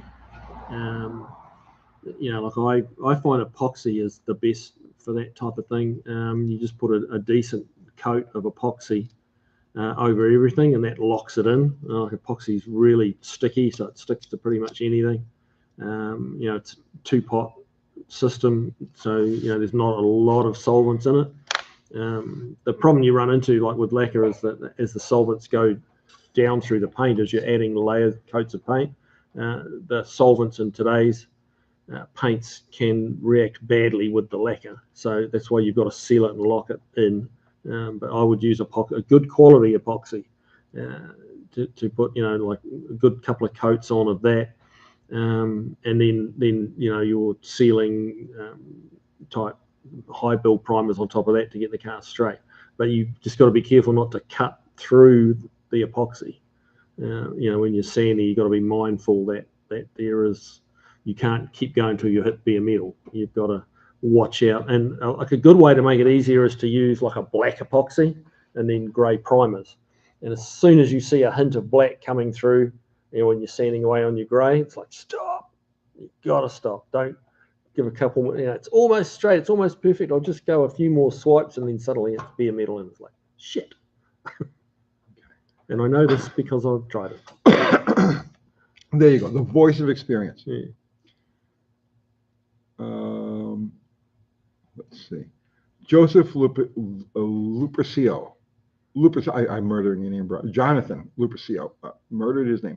I just bought a Primo 71 Duster Roller for $4,500. Best money I ever spent. Well, congratulations and good luck with it. I hope my videos can be of service to you. Shopcat Industries. You're busy working tonight. Well, good man. You're doing better than me. I'm just goofing off. But keep at it. Yeah. Hi. I hope it all goes well for you, man. Where are you moving to? What is the shelf life of a stripper? Generally about 30, 35. You keep them to that old? Yeah. Yeah. That's about it. Yeah. Let's see. Eric, one last question. I'm waiting for my phone to blow up now from my wife. What are you doing with strippers? How do you know that? One last question. What did the NASCAR guys do to the 71 through 74 B bodies to get them to handle at very high speeds?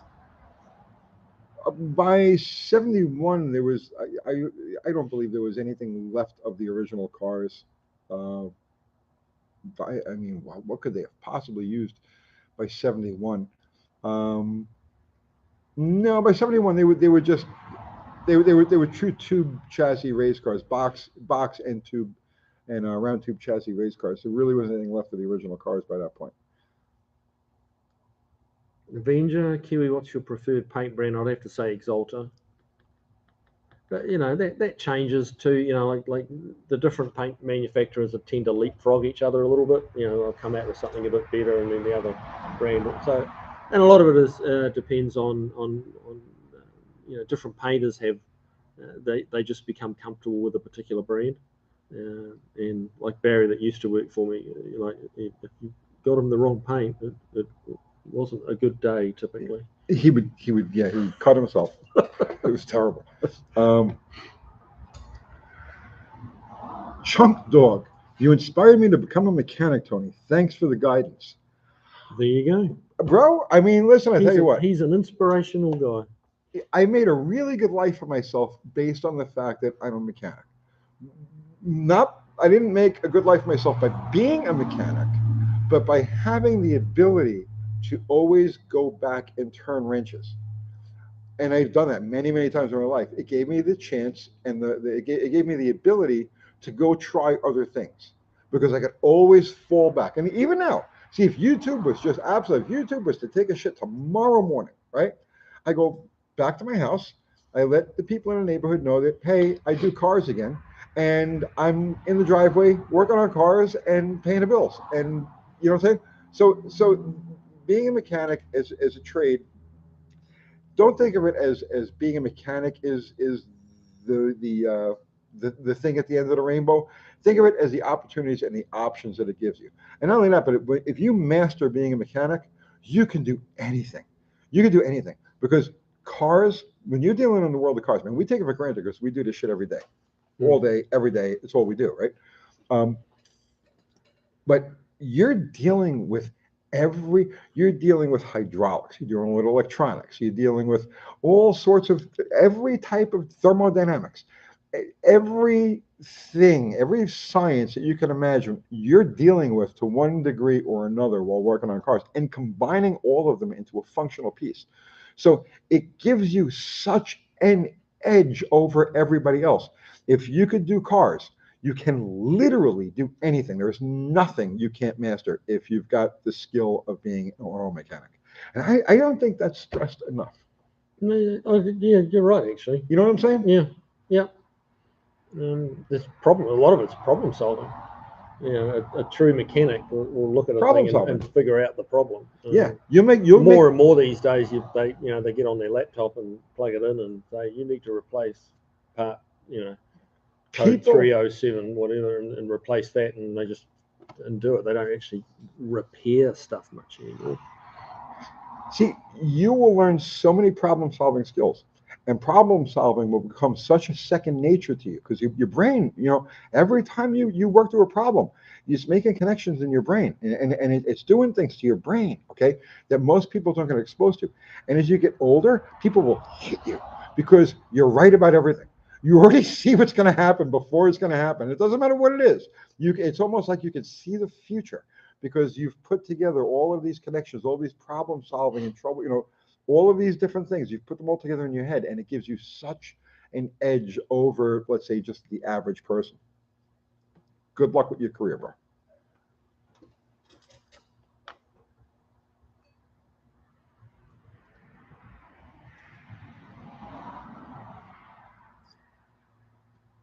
Mexican speak. You're trying to calculate how much a nice slant 6.3 on the tree car is worth.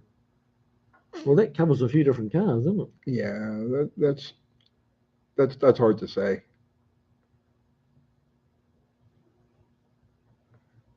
Charlie's saying my brain has been working overtime fixing Chinesium parts. Yeah, that's another curveball.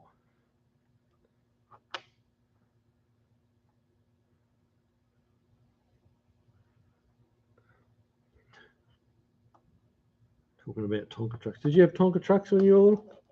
Yeah, I think that was like the only. Probably was actually. I remember being in the backyard big, playing with Tonka trucks and little Tonka bulldozers and. Yeah, I remember my brother, Normal James, hit me over the head with a Tonka tow truck, or a Tonka dump truck, or one of the Tonka trucks, and split my scalp.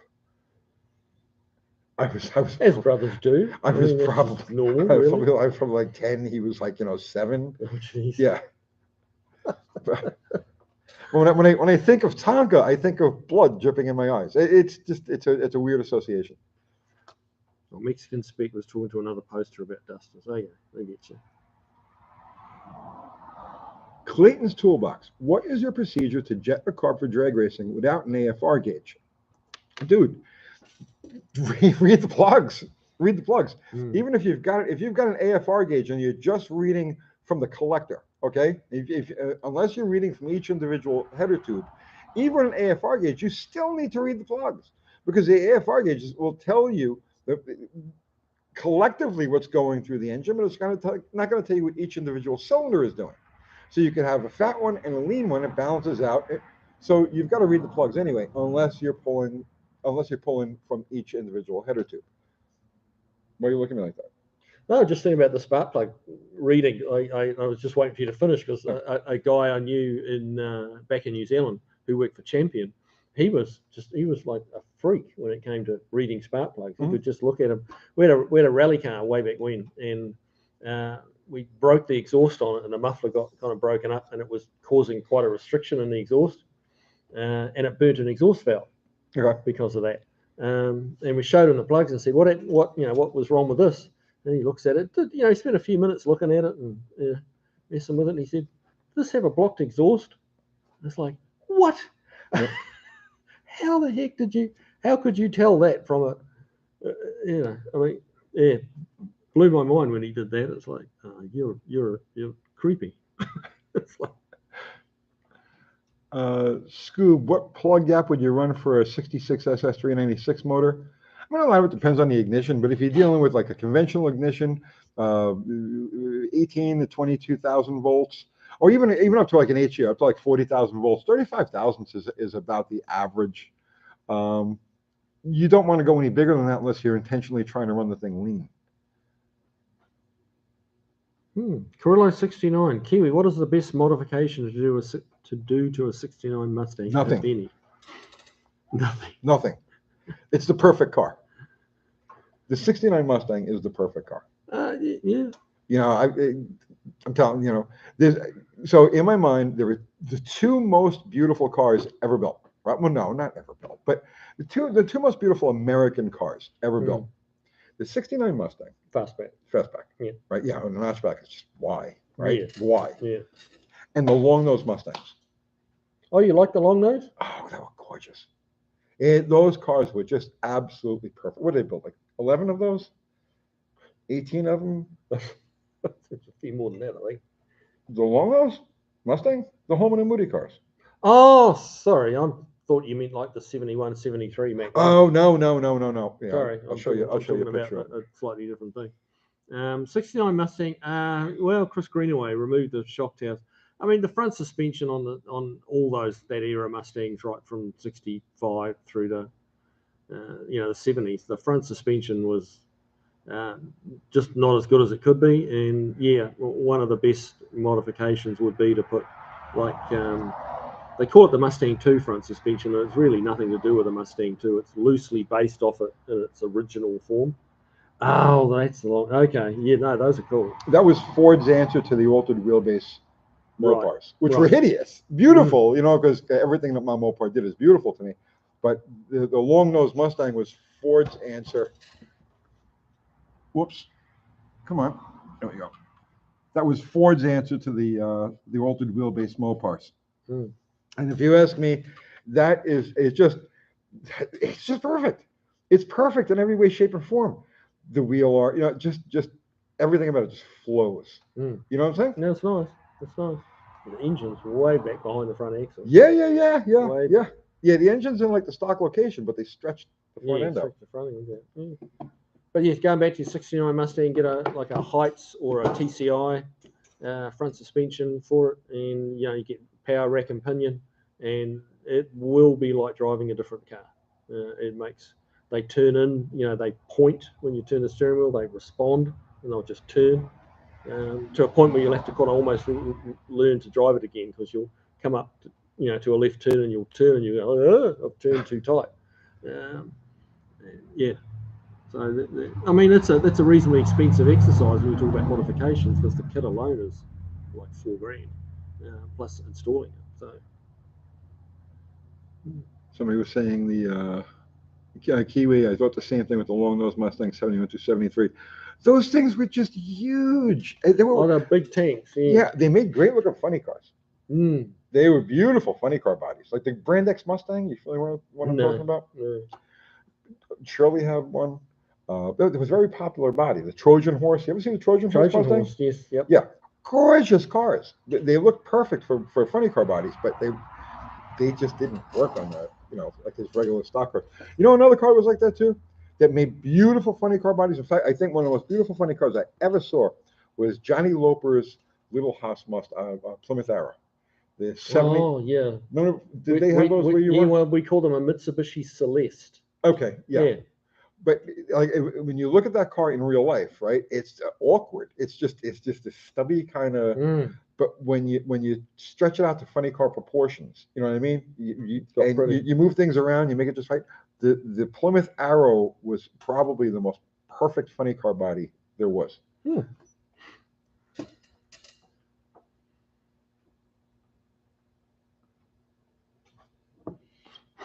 Me and my Arrow. Kiwi, do you know of any good interior place in the St. Louis area? I'm sorry, buddy, I don't know. But I mean, those guys are getting thin on the ground too. The guys that can do the old stuff and the custom stuff. Yeah.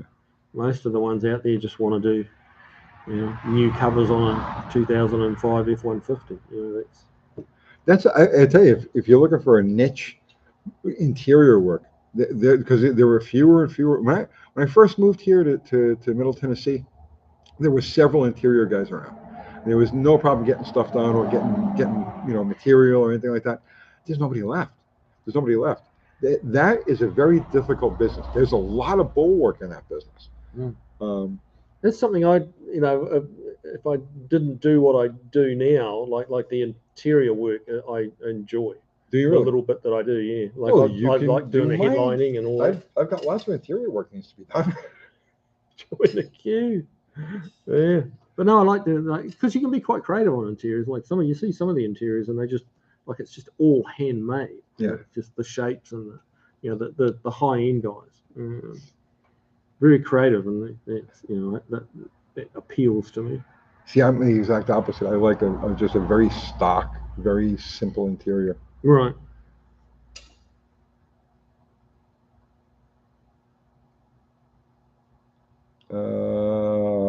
Where are we? Did it freeze? Mexican spec, 72 Cougar convertible, 351 Cleveland 3-speed manual. Yeah, I bet it did go pretty well. I didn't even know they made a 72 a convertible in 72. Yeah, I've seen them. I have seen them. They're not very common. No. I'm surprised it had a three-speed manual. 351 Cleveland 3-speed manual. That's a rare car. Yeah. That's got to be a rare car. I would think so. Mike N. I've got a new AC Delco HER distributor for my small block Chevy 350. It came with 90,000 shaft end play. Should I shim it like everyone online says or leave it alone? 90,000. That's quite a lot. I think I'd be shimming it. Well, I'm trying to think what would be the detrimental effect of having the 90,000s. Because the helical cut is pulling it down. Yep. Right? Yep. So as the engine is running, the helical cut is pulling the shaft down. But on deceleration, the shaft would want to go up. So I don't think I would bother. 90,000s maybe like the outer limits of what I would consider to be sloppy, but I don't think I would bother, because on acceleration, sitting there just idling or on acceleration, the helical cut of the gear is pulling the center shaft down, so nothing is going to change there. When you decelerate, I guess you get a tiny bit of advance and retard on the ramp of the deceleration. Yeah, but it's minimal. It would be minimal. Yeah, half a degree or something. Right. You probably get away with it at 90,000, but I mean, that's just me. I would, so it's not that Tony's right or wrong or me right or wrong. It's just, if it was me, I'd probably try and get it back to 40, like halve that. Yeah, I mean, that wouldn't be terrible. And it's not a hard job to do. Yeah, as long as you got the ship. Knock the roll pin out. Yeah.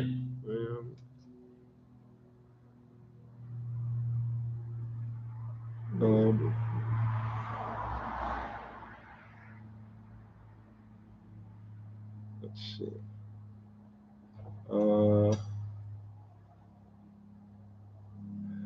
Clayton's Toolbox. Now that the race with Casper is over, could you tell us the specs on your Cayman bottle rocket? It's not over. Oh, you're racing Casper again? Yes. Yes. To be announced in another month or so. You're supposed to be racing that blue thing. This thing is going to eat your blue thing's lunch. Really? Yes. Okay. What do you reckon you're going to do on the 8th?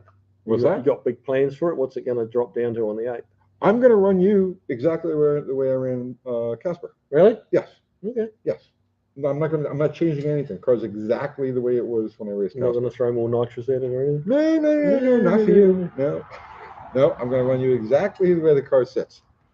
Okay. You heard it here first.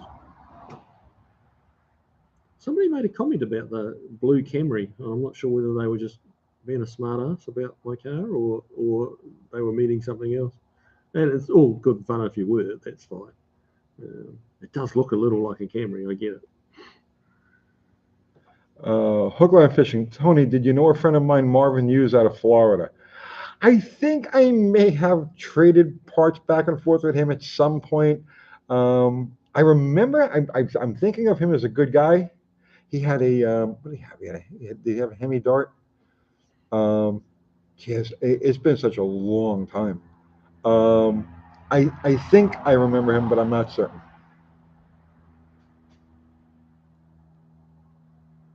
Clayton's Toolbox. Awesome. I'm excited for that race. Which race? Mine and him's race or the Casper?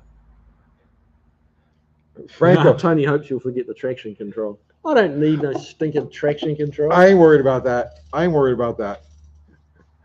know what his car will do. And it's no problem. It's no problem. If I don't screw, see, I screwed up. I was off when I raced Casper. The airline had pulled out of the shock in the back, and I spun the tires because it was a cold track. I had too much air. I had too much pressure in the back tires, and I spun the tires for like 80 feet. So right over to the center line. So all I have to do is not screw up the way I screwed up when I raced Casper, and I got him covered. Yeah. Yeah. Franco, hey, did Collison give you that shirt? Collison wouldn't have to give me the shirt, my brother, because I was a staffer. I worked for Superstock. But the staff shirts were red. I don't know where these black ones came from. I don't remember ever seeing black Superstock shirts back in the day. Highlander, Tony, I need more Slaghammer content. I love that gasser. It's coming back, bro. It's coming back. So we're with the Charger this next week. Then we go back to Plan Z, and then back to Slaghammer.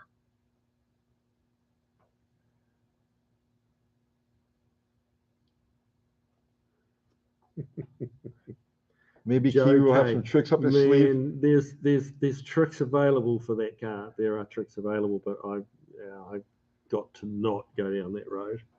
It's got a factory warranty, and it's like, yeah, I've got to. It's taking some self-control, I can tell you. But the temptation to, yeah, I mean, there's another 112 horsepower available just with a flash, but you void your warranty. Oh, I've got another 100. Yeah, I've got another 150 horsepower on tap just for what's sitting there. There you go. It's just a quick nozzle change. Yeah.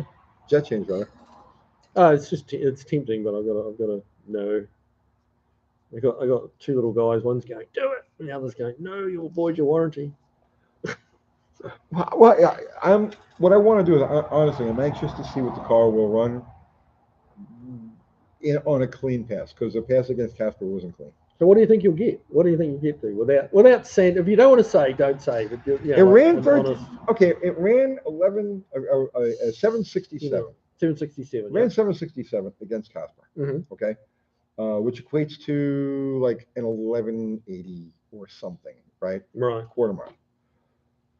But I know that I gave up at least two. Okay, so the track is uphill. You're giving up 2/10 going uphill.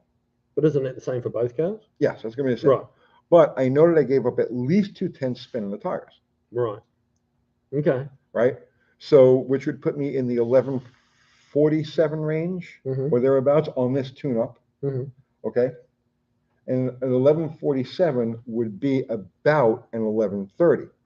A 730 would be about an 1130, which is what your car would run. Yeah, supposedly. So, yeah. That car and your car should be matched performance-wise. Pretty close, as really. They sit. And now it's a matter of, can I tree you? Yeah. And you're a foreigner. You see? So I think that I can slaughter you on the tree. Okay. And then you're just going to follow me. It might happen that way. We'll find out. We'll find out. Yeah. My lightning cat-like reactions are Puma. a bit like an old dog now. Lightning reactions now. I'm still like a puma. Oh yeah. Yeah. Yeah. Or a lemur. Yeah. You're gonna be a tortoise in the hair racer. Desert Pirate. I have a burnout car with a Ford 302. It's cheap. It should be if you're trying to do burnouts from a 302. What carb distributor would you use? It's stock. Dude, how are you doing a burnout car with a stock 302? Oh, geez. I don't know. I would probably throw like a 600 Edel block on there and just call it a day. You got to be making power at about you got to be making power for like 4 and like 5,000 RPM, and a stock 302. Yeah, you're right at the outer limits of where that thing's going to make any power. Throw a 600 on it and call it a day. Definitely a mechanical secondary carburetor though. 613 gears. 613.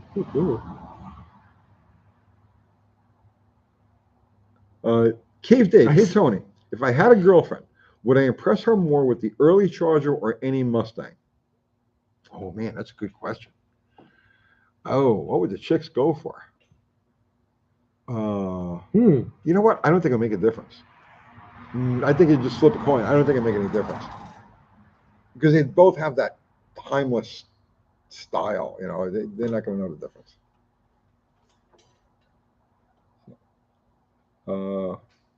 613 are good for burnout.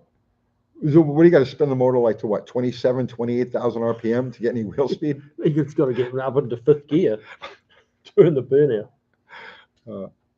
All right. Hey, Kiwi, look what time it is. Oh, good Lord, look at that. Oh my God, we've burned down flies. 1 hour and 59 minutes, which just seems totally impossible. This was great. This was a typical great live with you guys. UTG, if I had a girlfriend who impressed, 1977 Formula versus 72 Montego GT. The Montego. You think? Yeah. Hmm. The 77 Firebird with that Were they ones with the weird? Was that the year with the weird snorkel hood? Bit of a phallic symbol, that one, isn't it, on the front? No. Yeah. No. Mm. So, yes, where were we? Oh, okay. So Fubar just put up the link to our merch. So if you want one of our hats or shirts or I don't know other stuff that we have in the store, just go to the store and there's the link that Fubar put there. So go there and thank you very much in advance for anything that you might buy. And Kiwi has no merch, so don't go to his website and don't purchase a hat, a shirt, a sticker, a mug, a dog training lessons, anything he has, right? Just. But absolutely go there to his channel and subscribe anyway. And Zero, our brother Zero, just put the link to his YouTube channel. So go there and sub to him. How many more subs did you need to get to? I need another 500 to get to 13,000. 13,000. Yeah. Oh, you're getting to be a big boy now. We're getting to be. Right? That's not bad. No. I mean, you're catching up. In, so. You're catching up. I'm only like 300 shy of like 300,000. Yeah, we need people to come to subscribe to you so we get to 300. Yeah, no, they don't have to bother subscribing. I'm good. He's buying everybody a case of beer, like 300,000 subscribers. Everybody gets a case of Bud Light, whether you want it or not. All right, and we're gonna go drinking in the Target parking lot. Oh, gee. Yeah, I saw someone there. Kiwi's giving away a free pony. Kiwi, that is amazing. Is this to every subscriber? Well, apparently, yeah. Franco, 2K. I am from the North Island, Taranaki originally, and then Auckland. So there you go. All right. So, guys, we're going to cut out of here, right? Our amazing mods, Ari, Fubar, Zero. Ari isn't here tonight, but Ari's always here in spirit, so it doesn't make any difference. Fubar and Zero. So you know, Zero, I'm on billing all the stuff you're giving away on my behalf. So he said he'd give me your billing address like after the show. So it'll be coming your way. Acupuncture, yes, he was. That was his special. He was doing acupuncture on his 50th sub. Every 50th subscriber, he comes to your house, does acupuncture. We lost a couple of subscribers doing that, though. Did you? I put the needle in the wrong place. That's no problem. They don't know any better. They don't know. So yes, that's it, guys. Thank you all so much, and I'll be live Sunday night, the usual Sunday night thing. We're gonna do a live on his channel soon. Whenever you're ready. Okay. We gotta do that. We gotta come on, man. We gotta get your channel rolling. We gotta pump. Well, I'm gonna say I would fly to LA tomorrow, so we're gonna try and catch a hot rod show or something somewhere out there, and probably try and do a bit of video with that. So watch out for that. We'll see what's happening over there come Saturday night. Yeah, if you're gonna fly, you should take a plane. Just saying. Just saying. It's kind of advice that I like to give to people. Not an electric plane. Don't take an electric plane now. All right, guys, we're out of here. I'm hitting the end stream, and soon this will all be a memory. See you guys.